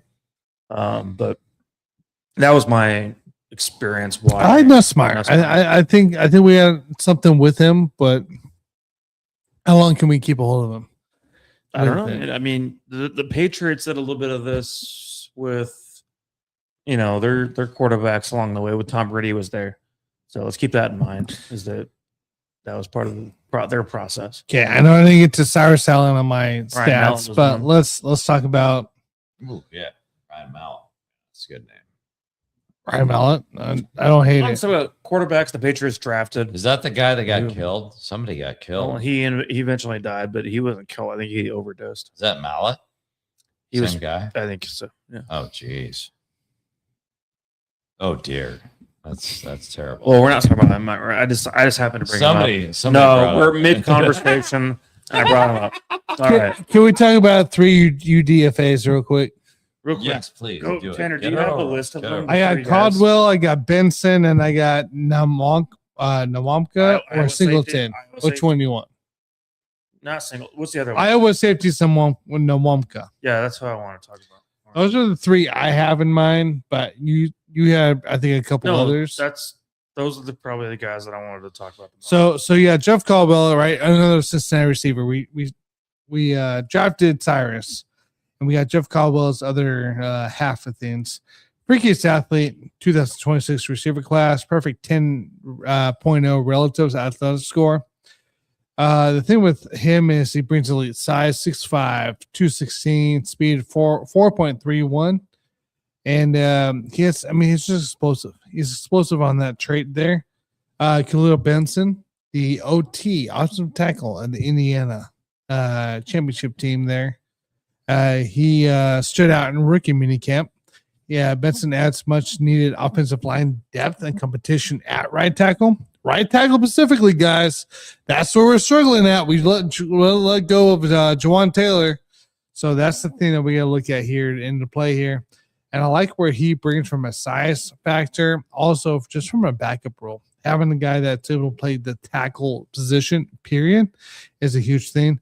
And then Xavier Nwamka, from safety from Iowa there. Nwamka, also from Kansas City, by the way. Correct. Top recruit from a good size, speed, 6'2", 4.48. He's on the 40. Brings a special teams value and starting experience from Iowa. He's a guy that I could see make a big impact right there. So those are my 3 UDFAs. Yeah, I highlighted it. Those are my top guys too, Tanner. And what I like about them in production, I mean, and the Jeff Caldwell is one that doesn't have production. It's more about that height, weight, speed kind of production where correct you see a guy that's like 6'5", putting up Megatron type numbers, but your actual on-field production's not quite there. Basically, we're trying to see here coming up in training camp / preseason, we can get something out of him. But that last safety you just talked about here, Xavier Nwamka. However you want to pronounce that. He's a guy who was experienced, put up 36 starts, 52 games, started all 13 games at free safety, and he had 76 tackles, 2 forced fumbles, and an interception, and he was third team all Big Ten. Right now, like as you said, a 4.48. I think there's a lot to work with there, mainly because the Chiefs also need safety help, and the selection of the Oregon player Kennedy is not a safety. I think we need to understand that he's a nickel, and I think a lot of people placed him as a safety, and that's not the correct position. That's no. Kennedy is a nickel cornerback. He is a nickel cornerback. This is not a safety. This isn't Shamari Connor. The reason I'm saying that is because a month ago, whenever we were watching the draft, everyone kept putting him as safety. He's not a safety. But they implied that he was like a Shamari Connor style, where he can go wherever he wanted to. I don't agree with that whatsoever. This is not the case for purely Kennedy. a slot safety or slot nickel. Kennedy is not a safety by any means. Like let's calm down on that. Nickel cornerback is what he's going to be used as. Correct. He's the exact same size as Trent McDuffie, by the way. Correct. But anyways, the Chiefs still need some players there at safety, and that which is why Xavier here from Iowa makes a lot of sense. And we'll see how things go. I mean, we're in OTAs right now. We're in for an interesting battle in a lot of Correct. ways when it comes to the secondary. And we're in OTA, so we'll find out more tomorrow when the media gets out there in OTAs and see exactly how things happen for Thursday, by the way, for you guys not knowing this is Wednesday night, but also knowing that like in the couple of weeks from now too, we got minicamp going into play, and we'll understand kind of where they're at from there. So, and then training camp starts in July, towards the end of July. So we got some time to see where some guys are at, who we're going to have on play, who's not. The big highlight too, by the way, in case you guys are not aware, and let me share my screen here if I can get it. Oh, Lord. I am clicking on the wrong tab for this stuff. But Patrick Mahomes, guys. Patrick Mahomes is out there throwing balls. Patrick? He's looking good. Let me share. I want to share that with everybody here. And I want to look as we're kind of looking at this guy too. Like Patrick Mahomes, he has his brace on his knee, but like, and there were some throws too. By the way, I'm not going to show some of the other footage, but there's some throws that he's throwing deep out there, and he threw it accurate. He looked good. And again, we'll get more of this media spectacular come tomorrow when they're all out there. But this footage that I've seen is that he's making passes. Yeah, sure. He's not scrambling around right now because he's obviously still in rehab. But the fact that he's out there right now should be a huge indication for this team. Yeah. This guy is going to be their week one. Yeah. To me. No, I agree with that. I've never once doubted it ever at this point. I mean, I never once doubted it, man. I mean, I don't know who did. But when I looked at the timetable as far as like when the injury occurred to where we at currently, like I never once doubted that Mahomes will be ready or not. Like, I doubt it. I've always felt I like doubted ready it the whole time, man. Of course you did. Just because you think we're to play Justin Fields week 1? No, yeah, absolutely. Really? I thought it was going to play a couple of weeks because I'm sitting I never felt that way. And we're going to talk about the NBA a little bit later. No, we're going to talk about guys. These guys, yeah. No. These NBA guys that all they care about is load management. I thought that's where there's a Mahomes to Royals shot right here, guys. As I we thought look at that was where we were going to go with Mahomes. Nice little deep shot. I thought the organization would just slow him down and say, "Hey, man, we got to make sure this heals correctly, and we're going to throw Justin Fields out there for the week 1, week 2, what have you." Fuck no. Man, fuck no. I'm just stating. I believe in it, man. Like, I didn't care, man, because what do you got? 17, 18-week season? Like, who gives a shit? Like, just get the guy freaking healthy. No, you need him out there week 1. I cared about. Your season I don't need him out there. All right, so I don't need him out there. Since we talked last week, you're a freaking superstar, man. You need your leader out there. You need you can be a leader if you're injured. You need your leader. You can be a leader. Yeah, well, okay. Makes the difference. All right, since we talked last too, the schedule release came out, right? Yeah. And it's a tough freaking schedule, the back half. We buying week 5. I think our home schedule is the easiest I've ever seen. Our away schedule is pretty. It's gonna be atrocious. But the way it's set up is pretty.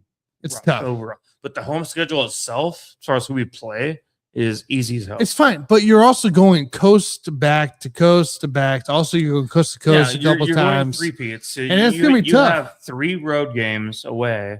And then there's a split, and there's another 3 in a row of facing road teams. Like where you're going, literally, like you're starting here, like you go to LA. You start the season here at Arrowhead against Denver.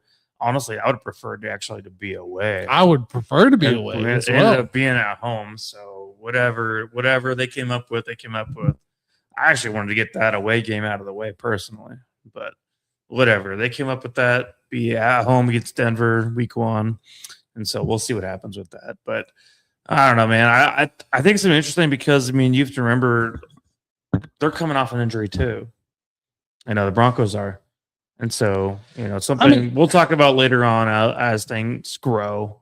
We will, but I think that all needs to come into account. But yeah, I think what the Broncos moves have made as well, right? Going to KC, like you're at home against Indy, and then you're at Miami, at Las Vegas. So you not only go from a Sunday noon game at Miami, for God's sakes, to go all the way back to Las Vegas on the following Sunday for a 3:25 game. Then you get a bye, and then you're at home against Chargers, so you go all the way to the Seahawks, and you're bouncing back. The amount of miles that we're playing. The fact that we're playing coast to coast, and I think too, Buffalo, Cincinnati, and Los Angeles Rams are all within 3 weeks. Yeah, I know. And they're all traveling games. Right. That's wild. There's some hard parts about it. Hard parts without a doubt about it. So I don't want to sit here all day and bitch about it. I don't think we ever have a perfect schedule. You're never gonna get a perfect schedule. Schedules come out. But I want to be realistic expectations here. Like those 3 games on top of the previous 2 games that you have to go coast to coast for, it's going to be tough. It's going to be tough in this division, especially as they're getting better and we don't know where we're at yet. Hey, Chiefs better ready. I mean, I think week 1 we're going to find out a lot about where we stand. You know what I mean? Coming against Denver right away, week 1 at Arrowhead. If you lose that game, we have a lot to be concerned about. Honestly. You better win that game week 1. You better. And so I think that's something that's really important coming into the beginning of the season is that, like, hey, we get to right away figure out where do we stand right now, even though it's at home. Yes, it's at home, but where do we stand coming off of a 6-11 win season total? Correct. And I think this is still probably going to be a 10-win team as of right now. Jason, any comments here on the schedule before we move on to the NBA? No, I just want to throw Justin Fields out there. I do not want to throw Justin Fields out there. Mahomes is healthy. I refuse to throw Justin Fields out there. I do not want to see him on the field at any capacity. Here, I think it was like, what was it, like probably if it's a 2 gimmick. months? If it's a gimmick play where we need to get 1 yard, where we throw him in there for the whole game. No, I don't know. What are you doing? What's wrong with you? You don't have to win that freaking first game, man. God. Yes, you do. We sat. Do you here, not see what the schedule is? We sat here, dude, bro. We sat here like 2 months ago, and I told you guys Justin Fields. We discussed this in Biloxi. I said Justin Fields is going to play the first 4 games, right?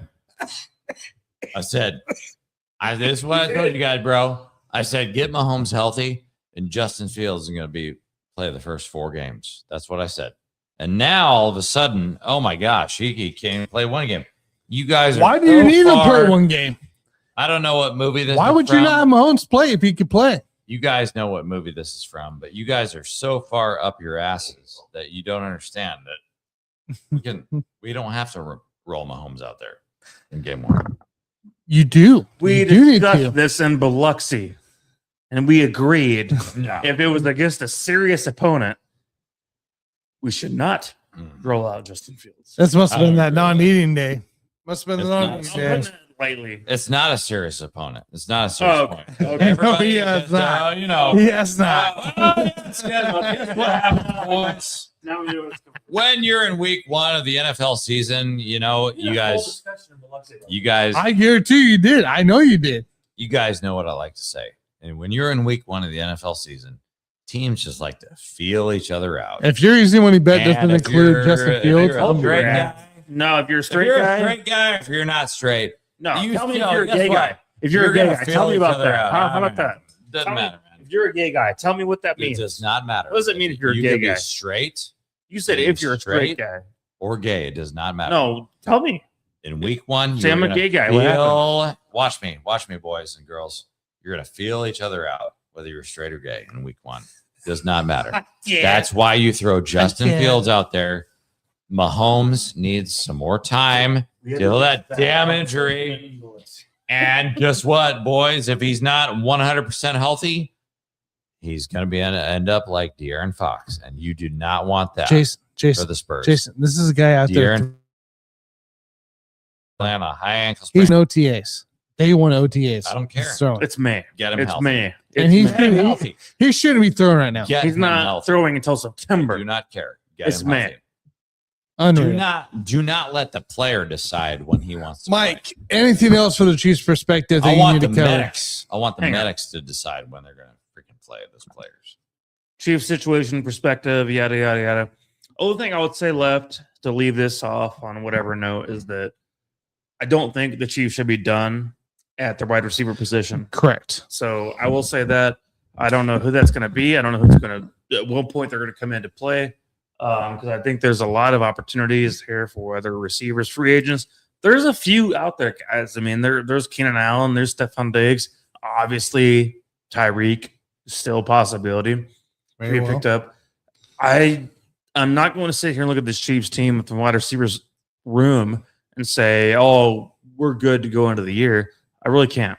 To pick up a veteran receiver of those guys I just named, I just think would help a lot towards getting our footing, at least in the beginning of the season. Maybe a little bit would help.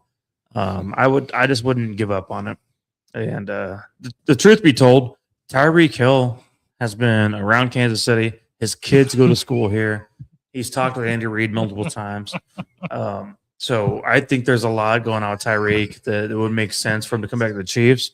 But also at the same time, that knee injury was nasty. And I don't think he'll ever be the same player he was before that injury. In fact, he was fucking excited that it happened when it did happen for the Dolphins. He was being carted off the field and fucking celebrating.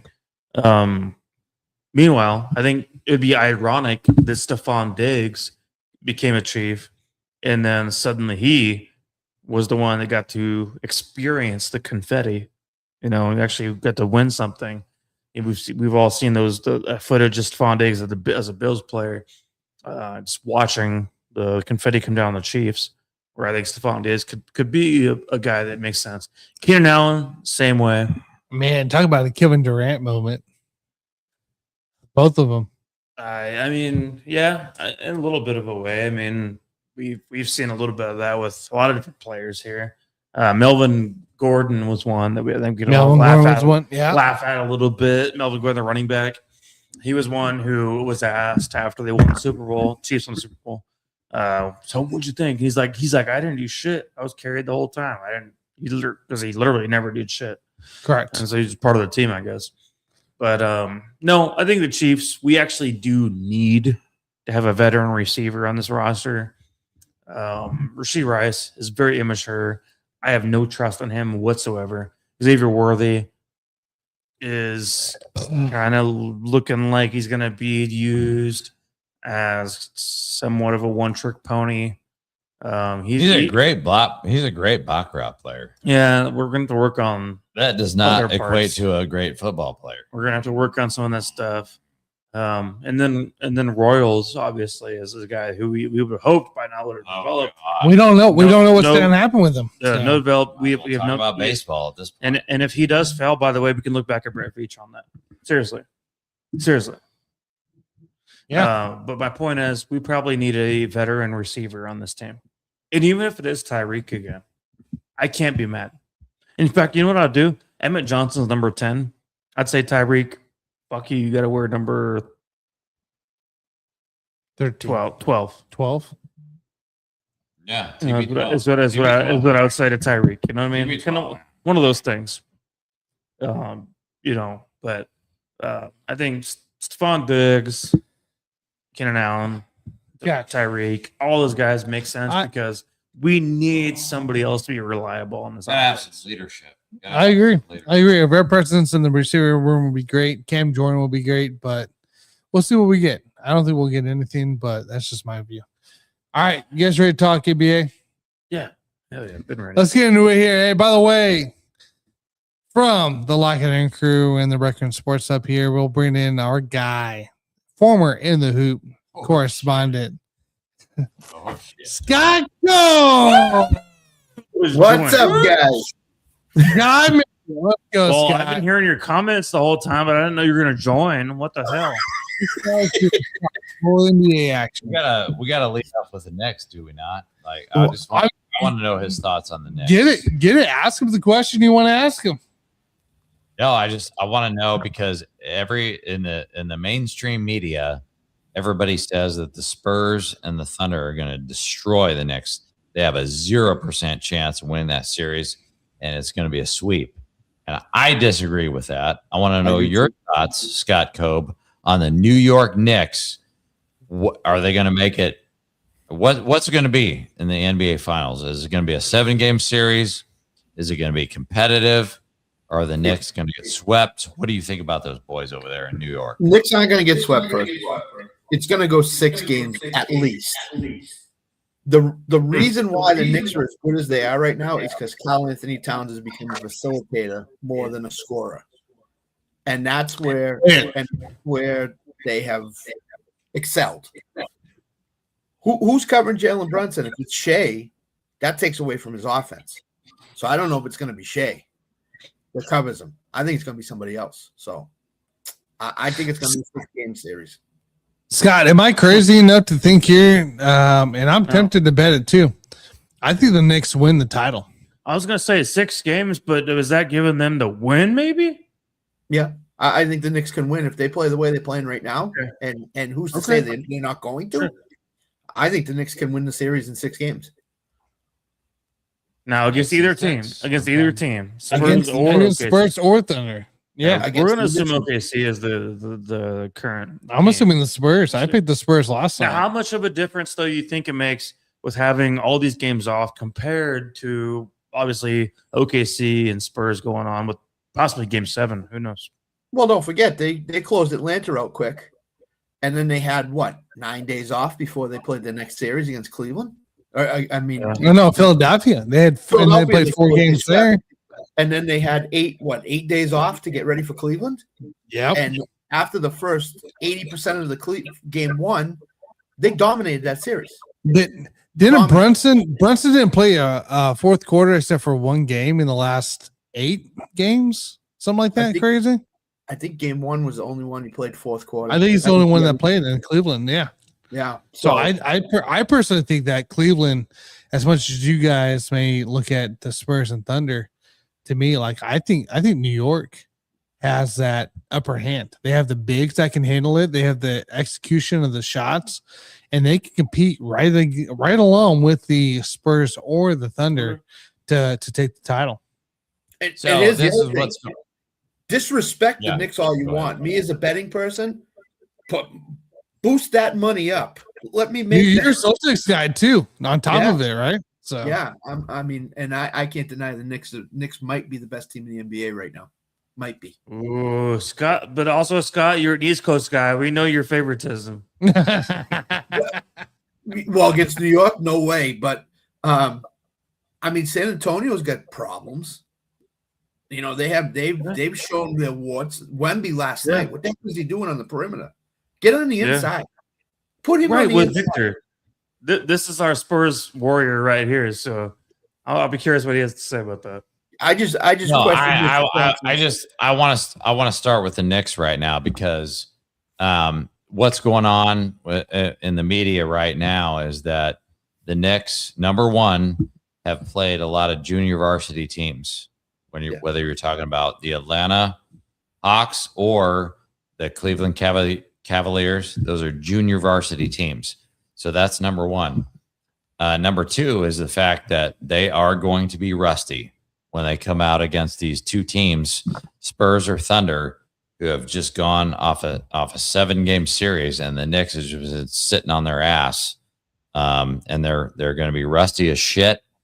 They played a bunch of junior varsity teams. I believe a small part of that. I'm not giving as much cadence to the fact that I don't believe in the time off thing. Okay. I believe that teams can come out rusty in game one, but then they figure it out. But I do give some credit to the point that these people are trying to make on the fact that, you know, they did play some junior varsity teams. The Cleveland Cavaliers were wrecked, man. They got tired, and you could make the same. No.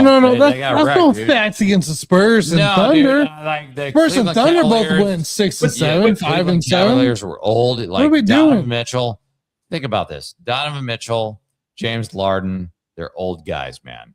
They were wrecked. No, do Like, not at the end of that series. put that. And That's like, ridiculous. dude, what are we like, talking about? I'm talking about the New York Knicks just had a 4-game series. Okay, Again, they're going to be rusty because they just swept the Cavs, who were a junior varsity. They just swept the Philadelphia 76ers. So, by the way, with Embiid. I want Scott Cobb to talk about the teams that they played, and I'm talking about the Cavs and the Hawks. Do you think they really spent a lot of energy, Scott, to try to beat those teams, especially the Cavs? If you can sweep the Cavs in 4 games, do you really think that they proved a lot about the quality of their team? I think in game one, I think that rusty factor went out the window in the fourth quarter. Correct. And I would be worried about the Knicks if they struggled against the Sixers, Hawks, Cavs in every game. Oh gosh. They buried those teams. They took those teams apart. Those games were over after the third quarter. Do I think San Antonio and Oklahoma City can beat the Knicks? Yes, I do. I think it'll be a really good series, but I don't think the Knicks are dead in any means in this series. I think the Knicks can win this series in 6. I think they just have a good mix of, if Karl-Anthony Towns is the facilitator on that team and sets up his teammates, the Knicks are a much, much better team than they were last year when they acquired the trade. That's what I think. He's not a Jokic, but Mike Brown is trying to pattern Towns' game toward Jokic, where Towns is a facilitator and not a scorer. And that helps the Knicks tremendously, because now you got Anunoby who could score, you got Bridges who could score, you got Josh Hart who can score, and you have Jalen Brunson who could score. So you don't need Towns to score. But if he can rebound the ball and pass the ball, distribute it, you're a much more dangerous team than you were earlier in the season. I'm going to go to you, Tanner, because I want to know your answer on this, because he just brought up the 76ers. And, when I watch that team, obviously you've got Joel Embiid, old bum. You've got Paul George, old bum. Tyrese Maxey, who basically runs the whole team. And you got VJ Edgecombe, who is kind of like my Spurs right now. They're just incredibly young. They don't have any experience. So if you got a guy like Tyrese Maxey, VJ Edgecombe, old bum Paul George, and old bum Joel Embiid, is that to me, that screams junior varsity team. And the Knicks didn't really do anything. And I love the Knicks.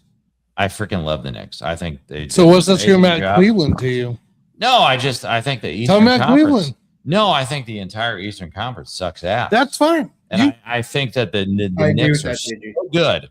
The Knicks are so incredibly good versus all of those other teams that I just named.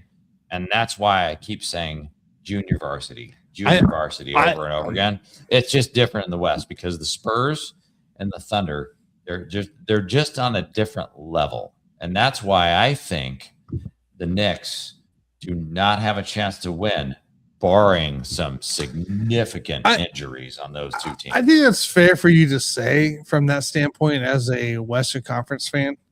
But I also think that if you look at the matchups, it doesn't matter who you face, the Thunder or San Antonio, right? You're playing one or two ways. The Thunder, you're playing on the offensive style, right? You're Hartenstein in the scoring a bunch. Chet Holmgren's your guy to shut down from the big low. And you got Mitchell Robinson, you got Josh Hart, you got OG in Towns, right? So you got four guys that are going to sit there and squash you up down low and take care of business there. And so all they have to do to play is defensive. They didn't have to play offensively. They didn't just play defensively against those two guys. Shut them down, nothing, right? Shea's just going to flop to the ground. We already know this. And from the Spurs standpoint, Wemby, you have to play the opposite way. You do have to play offensively because Wemby likes to bounce outside. So that means OG, Towns, or Mitchell Robinson has to go outside, defend the outside from Wemby. But at the same time, you can still dominate down low because you can draw Wemby outside and you have nobody else tall down low. You have zero. Like Plumlee in it, like you can go down the way. Like from the vets here, you ain't got nothing on the Spurs. And so, the only thing you have to defend is make sure Brunson's doing his job, make sure Josh Hart's doing his job, make sure a couple other guys are doing their job from the bench side, and you get this thing under wraps. Personally, to me, I think the Knicks are more built to face the West than the West is to face the West. Coming to play. And I'm totally with you, Tanner, on the bigs. And Scott, I'm going to send it back to you. Okay. But I totally agree with you on the bigs. The Knicks match up well with the Spurs or the Thunder in terms of bigs. But when I look at the Thunder and the Spurs, there's just way too many wing defenders that guys can shoot three-pointers and shut down Jalen Brunson. And that's why I think it's a little bit unfair is when you get into the wing defender situations, there's too many bodies on both of those teams. You take your pick, the Spurs or the Thunder. There's too many guys that you just throw out there to draw fouls, shut him down, what have you, against Jalen Brunson. And that's why I do agree with Scott Cope. I do believe it's going to be a 6-game series, no matter who they face. But I think the Western Conference wins no matter what. So what are your thoughts on Scott Cope on the wing defenders that the Spurs and the Thunder can throw out there? I think they're good. Well, Jalen Williams is a big question mark right now. How effective can he be? Because he came back for one game and then he hurt his hamstring again. So how effective is he going to be in the final series if OKC is the team? That would be number one. Number two, I think Oklahoma City and the Knicks can give the Knicks multitude of problems on the wing. That's where a Carl Anthony Towns and an OG comes in. If they could slash to the basket, defend the wing all you want. If these guys could get it to the basket and shoot. Mikal Bridges is the only guy I don't believe can get to the basket effectively each game. But I think Josh Hart can get to the basket. I think Anunoby can get to the basket.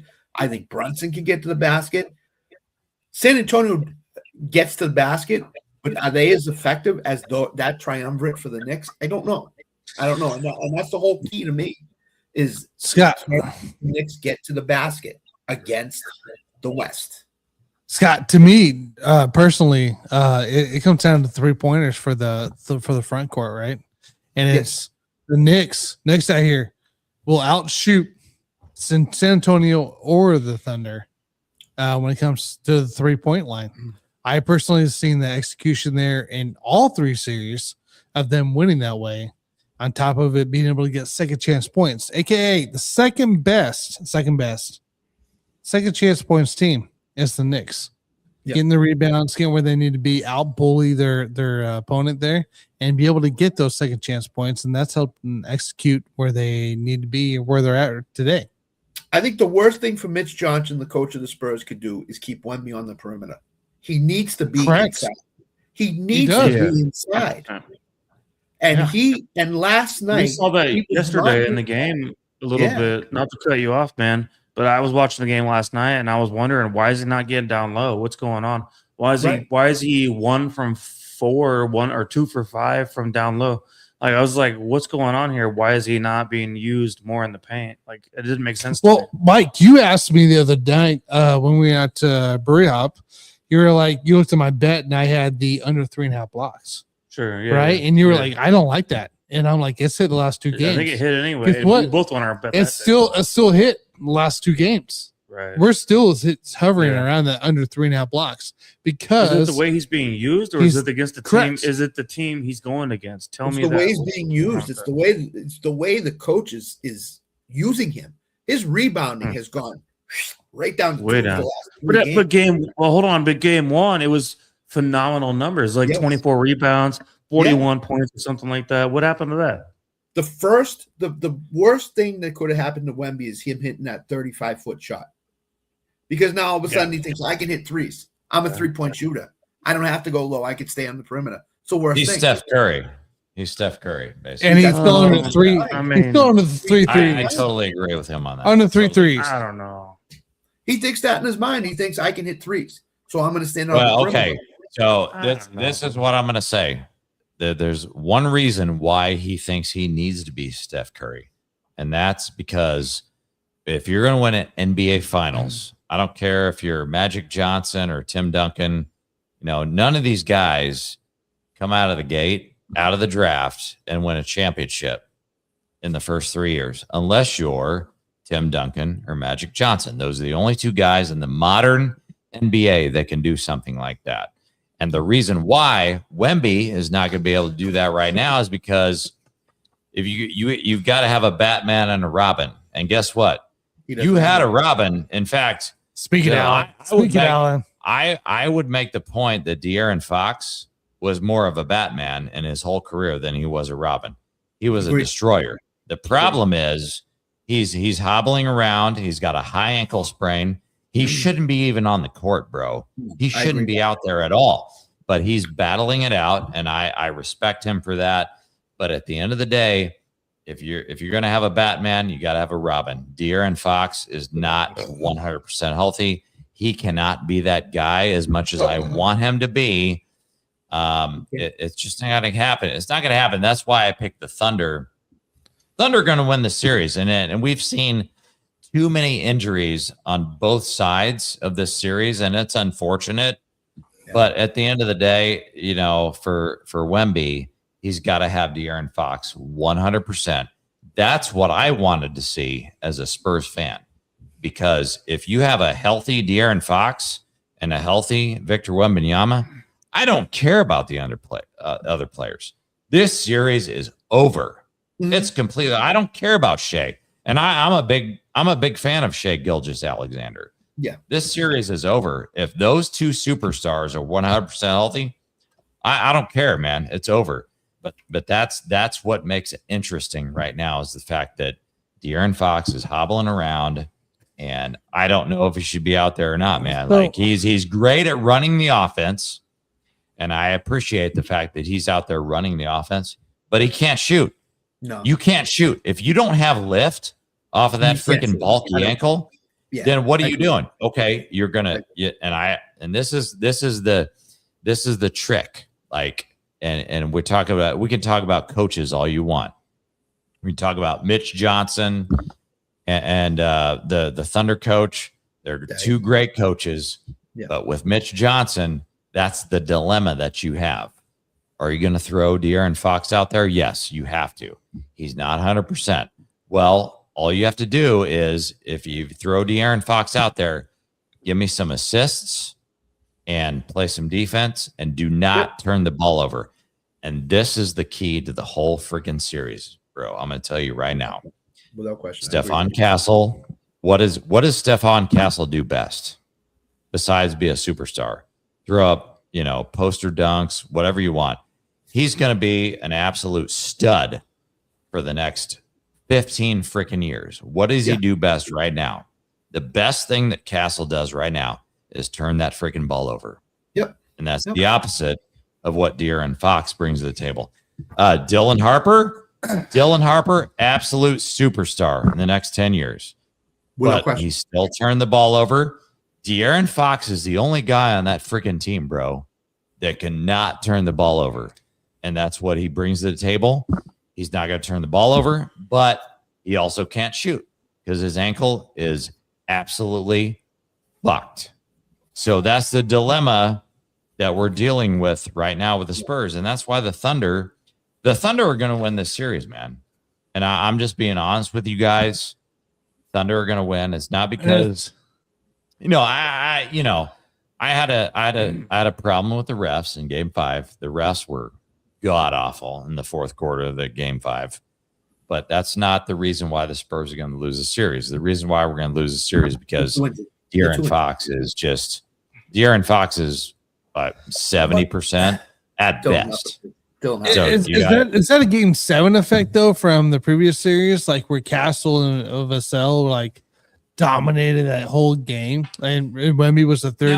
No. Here's the problem right now. So it's all about experience, and that's the narrative, but it's actually the truth. You've got guys like Devin Vassell, Keldon Johnson, amazing freaking players. Guess what? They never won a championship. Guess what the Thunder have done? They've already got rings, dude. Correct. So they've already been there and done that. The coach, if you're talking about Coach Mark. So you're blaming experience in this one? Oh, well, yeah. The thing they said in the broadcast, which I stuck with me, is that Johnson was in the huddle telling him, we can't lose. And he's only been with the Spurs for 2 or 3 years. He's only been in the league 2 or 3 years. They said he's the veteran on the club. Dude, Keldon Johnson has been there. You can look it up. He's been there for 6 years. He's been there forever. Okay. Vassell's been there forever. And that's veteran. They're veteran leadership. I'll give you that, but they don't have a championship.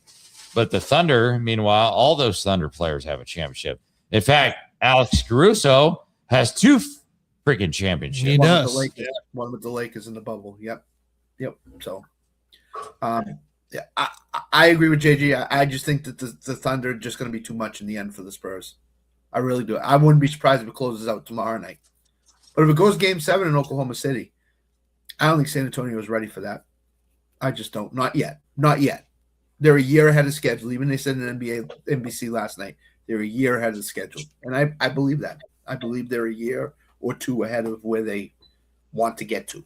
So I think that, obviously I'm a Spurs fan. I think the Spurs are fantastic, and that's not my opinion. That's just a fact. But I think the officials were so incredibly shitty in that Game 5 that the Spurs are going to win Game 6 no matter what. I think the Thunder have a 0% chance of winning that freaking game. And then let's let the chips fall where they may, man. Yeah, the NBA wants it. They want 7. Yeah. No, I don't know if you guys watched that game, but the officiating in the fourth quarter, particularly, was not bad. Oh my gosh, it was awful. And so that's the narrative. That's the narrative that's out there right now. So now you and I, Scott, are sitting here talking about this shit. And now the NBA knows, okay, well, we have to we have to help the Spurs in Game 6. And then it's going to be a free-for-all in Game 7. Yep. And that could be rigged. I don't know if you guys out there believe in rigged games. I do. But if the NBA wants to prove a point, where you're not going to rig a game. This is the whole time, because the whole freaking world knows. You know it, and I know it, that this is Shai Gilgeous-Alexander's last chance to win an NBA ring.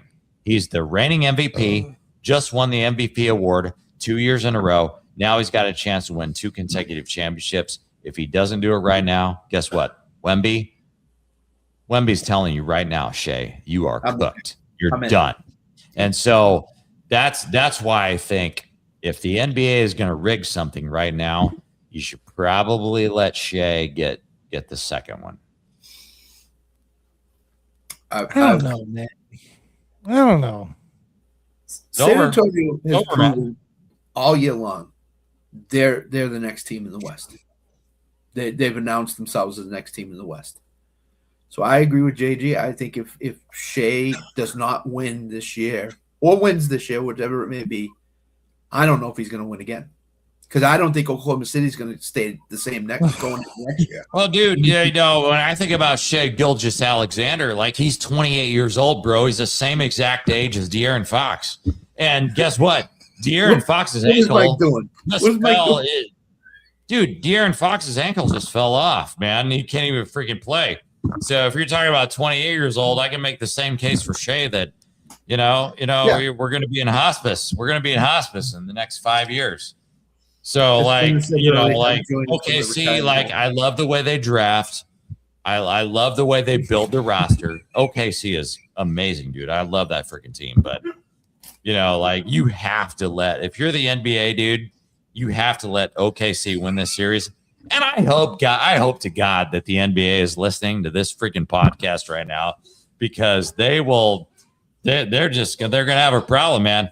And I hope to God that Adam Silver is listening to me right now, because Adam Silver, you single-handedly rigged that game 5, and you know it, you POS. Adam Silver is a POS, and you guys know what the heck that means. Yeah, but did you see rigged that freaking game? So the only way that you can redeem yourself, you POS Adam Silver, is by letting the Spurs not only win by 50 points in game 6, you're going to allow the Spurs to win game 7. And if you don't do that, you POS, guess what? You just took the word POS to a whole nother level, you POS. Scott Cope, go. So, JG, did you see that Plumlee got hit with a technical one on his fourth quarter foul against McCain? Dude, it was all over. I'm going to tell you guys what happened. Champagny, I can't remember the exact play, but there was 2 minutes left, boys and girls, in the third quarter. Third quarter in that game 5. And I'm going to tell you what happened right the F now. There was a ball that went off the foot of an OKC Thunder player. Guess what we do, man? Hey, man, we love to rig those games, Adam Silver. And I hope Adam Silver is listening to me right now. We love to rig those freaking games. Ball went off the foot of an OKC player. Oh, we're going to give the ball to we're going to give the ball to OKC. Yeah. You guys can look up the play. Scott, I specifically want you to, because I know you, MRFer. I know you, MRFer. You watched that freaking play. 2 minutes left in that game 5. Ball went off the Oklahoma City Thunder player's foot. And they gave it to the Spurs, and I love me. I'm a Spurs fan. I love me some Mitch Johnson. Going to be an amazing coach. Amazing coach, Mitch Johnson. He did not challenge that freaking play. The whole freaking world, dude. The whole freaking world saw that freaking play. And it was so incredibly stupid. So incredibly stupid that I thought I was watching the WWE. I thought I was watching the Big Show and Floyd Mayweather from I don't know how many years ago. So, Scott Cobb, you tell me what happened on that play, because that's when it started. When we like to frame, it was already way these beyond games, that. when we rig these games. If that ball went off an OKC player's foot and we give the ball to OKC and the Spurs coach does not challenge that play, Scott Cope, go. Did he have any challenges left? I mean, if he can't challenge it, maybe he doesn't have any challenges left. That's the one thing. Number one. Number two is I agree with you, JG. It's rigged. You know they want OKC to play New York. They just do. But I want to get to the Kansas Jayhawks regionals, Tanner. Can we talk about that? Yeah, right. Yeah. It's in. I don't know what you're talking about. What, the Kansas Jayhawks? I'm just saying, dude. And that ain't. I appreciate you. Against Jayhawks. I appreciate you for bringing up the Haycockers. I appreciate that. I'm a Haycocker fan by my heart. Your brother is the biggest Jayhawk fan, bigger than me. And you're saying I just think that here's what I'm going to say right now. The Thunder earned Game 5. I give them full credit for that shit. But when you start pulling up some weird shit with these calls. Yeah, I'm not on board. I'm not on board with the NBA right now. So you gotta make it fair. Have you met Scott Foster, by the way? Yes. Oh, gosh. Have you met him?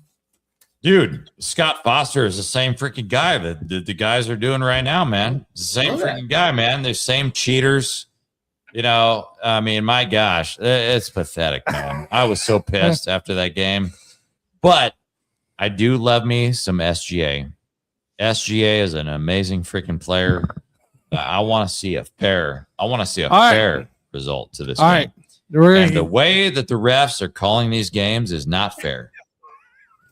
It's not fair, man. We're going to conclude this here. And the main thing, if I could call out these freaking refs and Adam Silver, I will say one thing right now. Do not be swayed. My message to Adam Silver and these refs, do not be swayed by the visiting team and the home fans. The home fans do not decide. But they're there for a reason. So you gotta let them be. Yes, they are. The home fans don't matter, dude. That's why they're number one seed. The home fans will boo you and say you're a POS. They're gonna pay $3,000 a ticket to the Madison Square Garden. They're gonna do whatever they want. If the home fans in an NBA game, if the home fans say that you're a POS ref, guess what? Do your freaking job. What if you're a POS That's team? my message. What if you're a POS team? That's my message to Adam Silver and all these POS referees. Do your freaking job.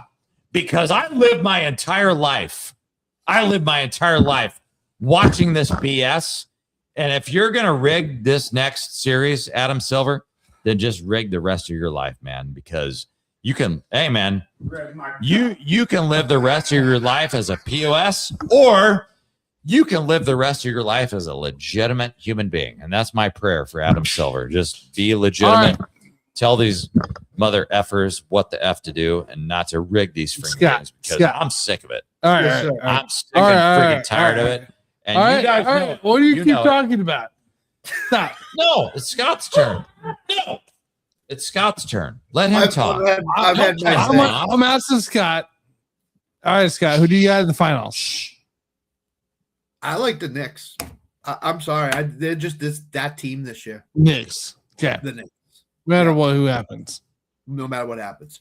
Knicks. Oh, they're going to win the finals. Yeah. Yes. I did just that team this year.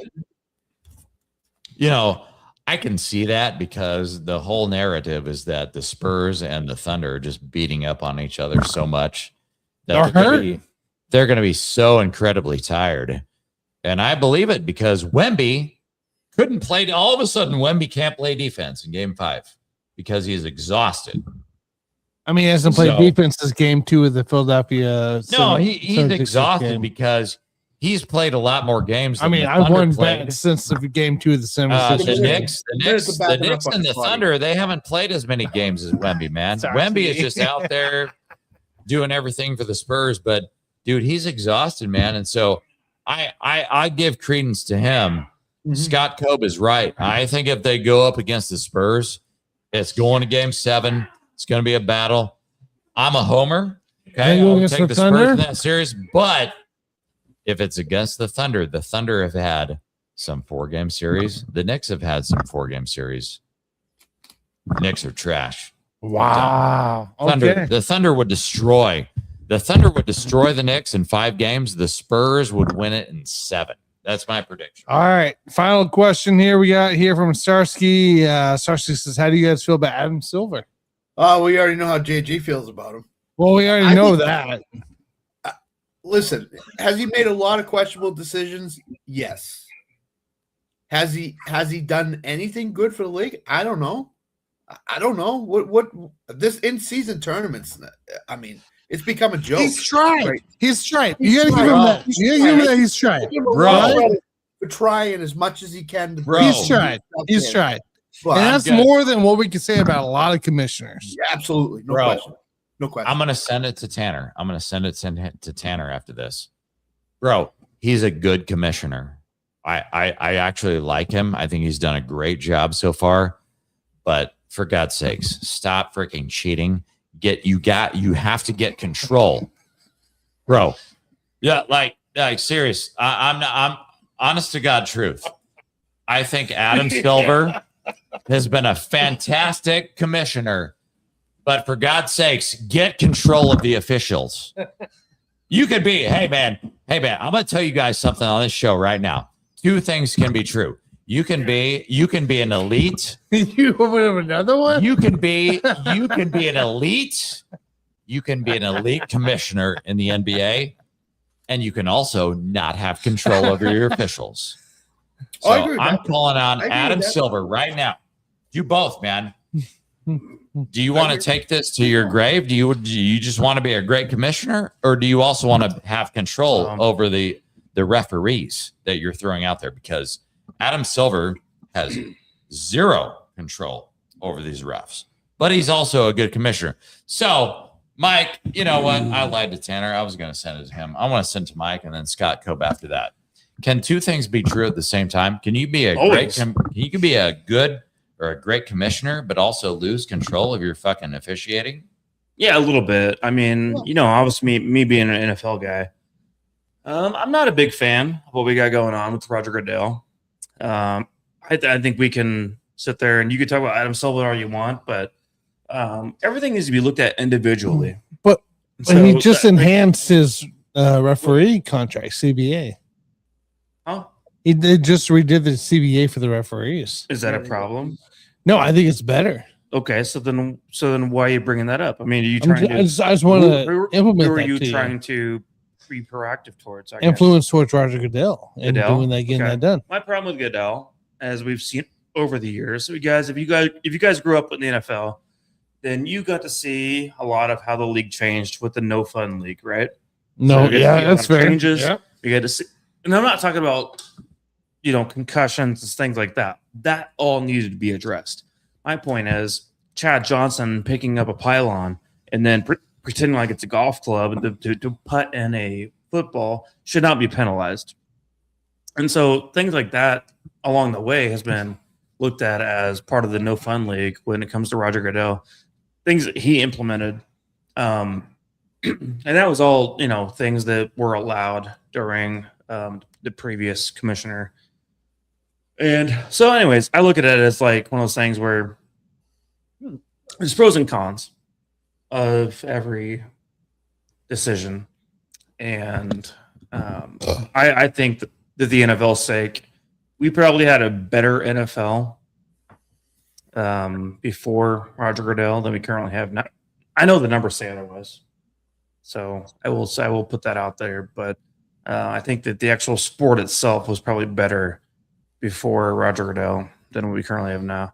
But as far as your guys' sake with the NBA, I don't know if you guys could say the same or what, but I just think it's a slippery slope, and it's one of the hardest jobs in the world is to do your job well, but at the same time not hold the officials accountable and let them get away with tremendous amount of bullshit. And that's what's going on in the NBA right now.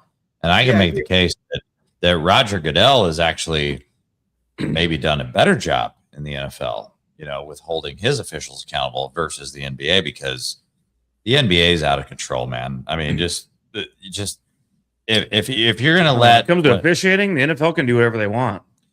When I'm watching Game 5 of Spurs Thunder, and if one team can just, draw a foul whenever the hell they want when somebody farts on them, Meanwhile, the other team is getting tackled. I saw Victor Wembanyama in Game 5 literally get tackled like it was an NFL game, like a freaking football game, and nobody called a damn thing. Meanwhile, on the other end of the court, Shai Gilgeous-Alexander got farted on, and nobody touched him, but somebody farted on him. Oh, that's a foul. So that's a problem to me in terms of the legitimacy of sports. Yeah, I agree with Mike, and I'm sure they're going to look at the end of the year. There's been so much complaining, end of season, regular season, into the playoffs. So they're going to look at it. They look at everything. So again, they'll look at it and they'll figure it out what they need to do. So now maybe you should reiterate what we got to witness as far as officiating goes. Back in our experience, getting to meet with Super Bowl officials on a one-on-one situation that we got to experience. This was a few years ago, but it was also very important. We got to have a sit-down one-on-one. I know he's laughing. I don't know why he's laughing. I didn't get to do it. This was a real thing. So yeah, and I know you got to take away a lot from it. So if you want to say something to Scott, let him know. No, I just we had a meeting a couple of years back with some NFL officials, and we gave them some hardcore questions. And my most directional question to them was, are NFL games rigged? And those guys, to their credit, because they also have a job to do. Like we talked about earlier, by the way. We talked about it earlier with if you're an NFL player, NBA player, you're working for your family.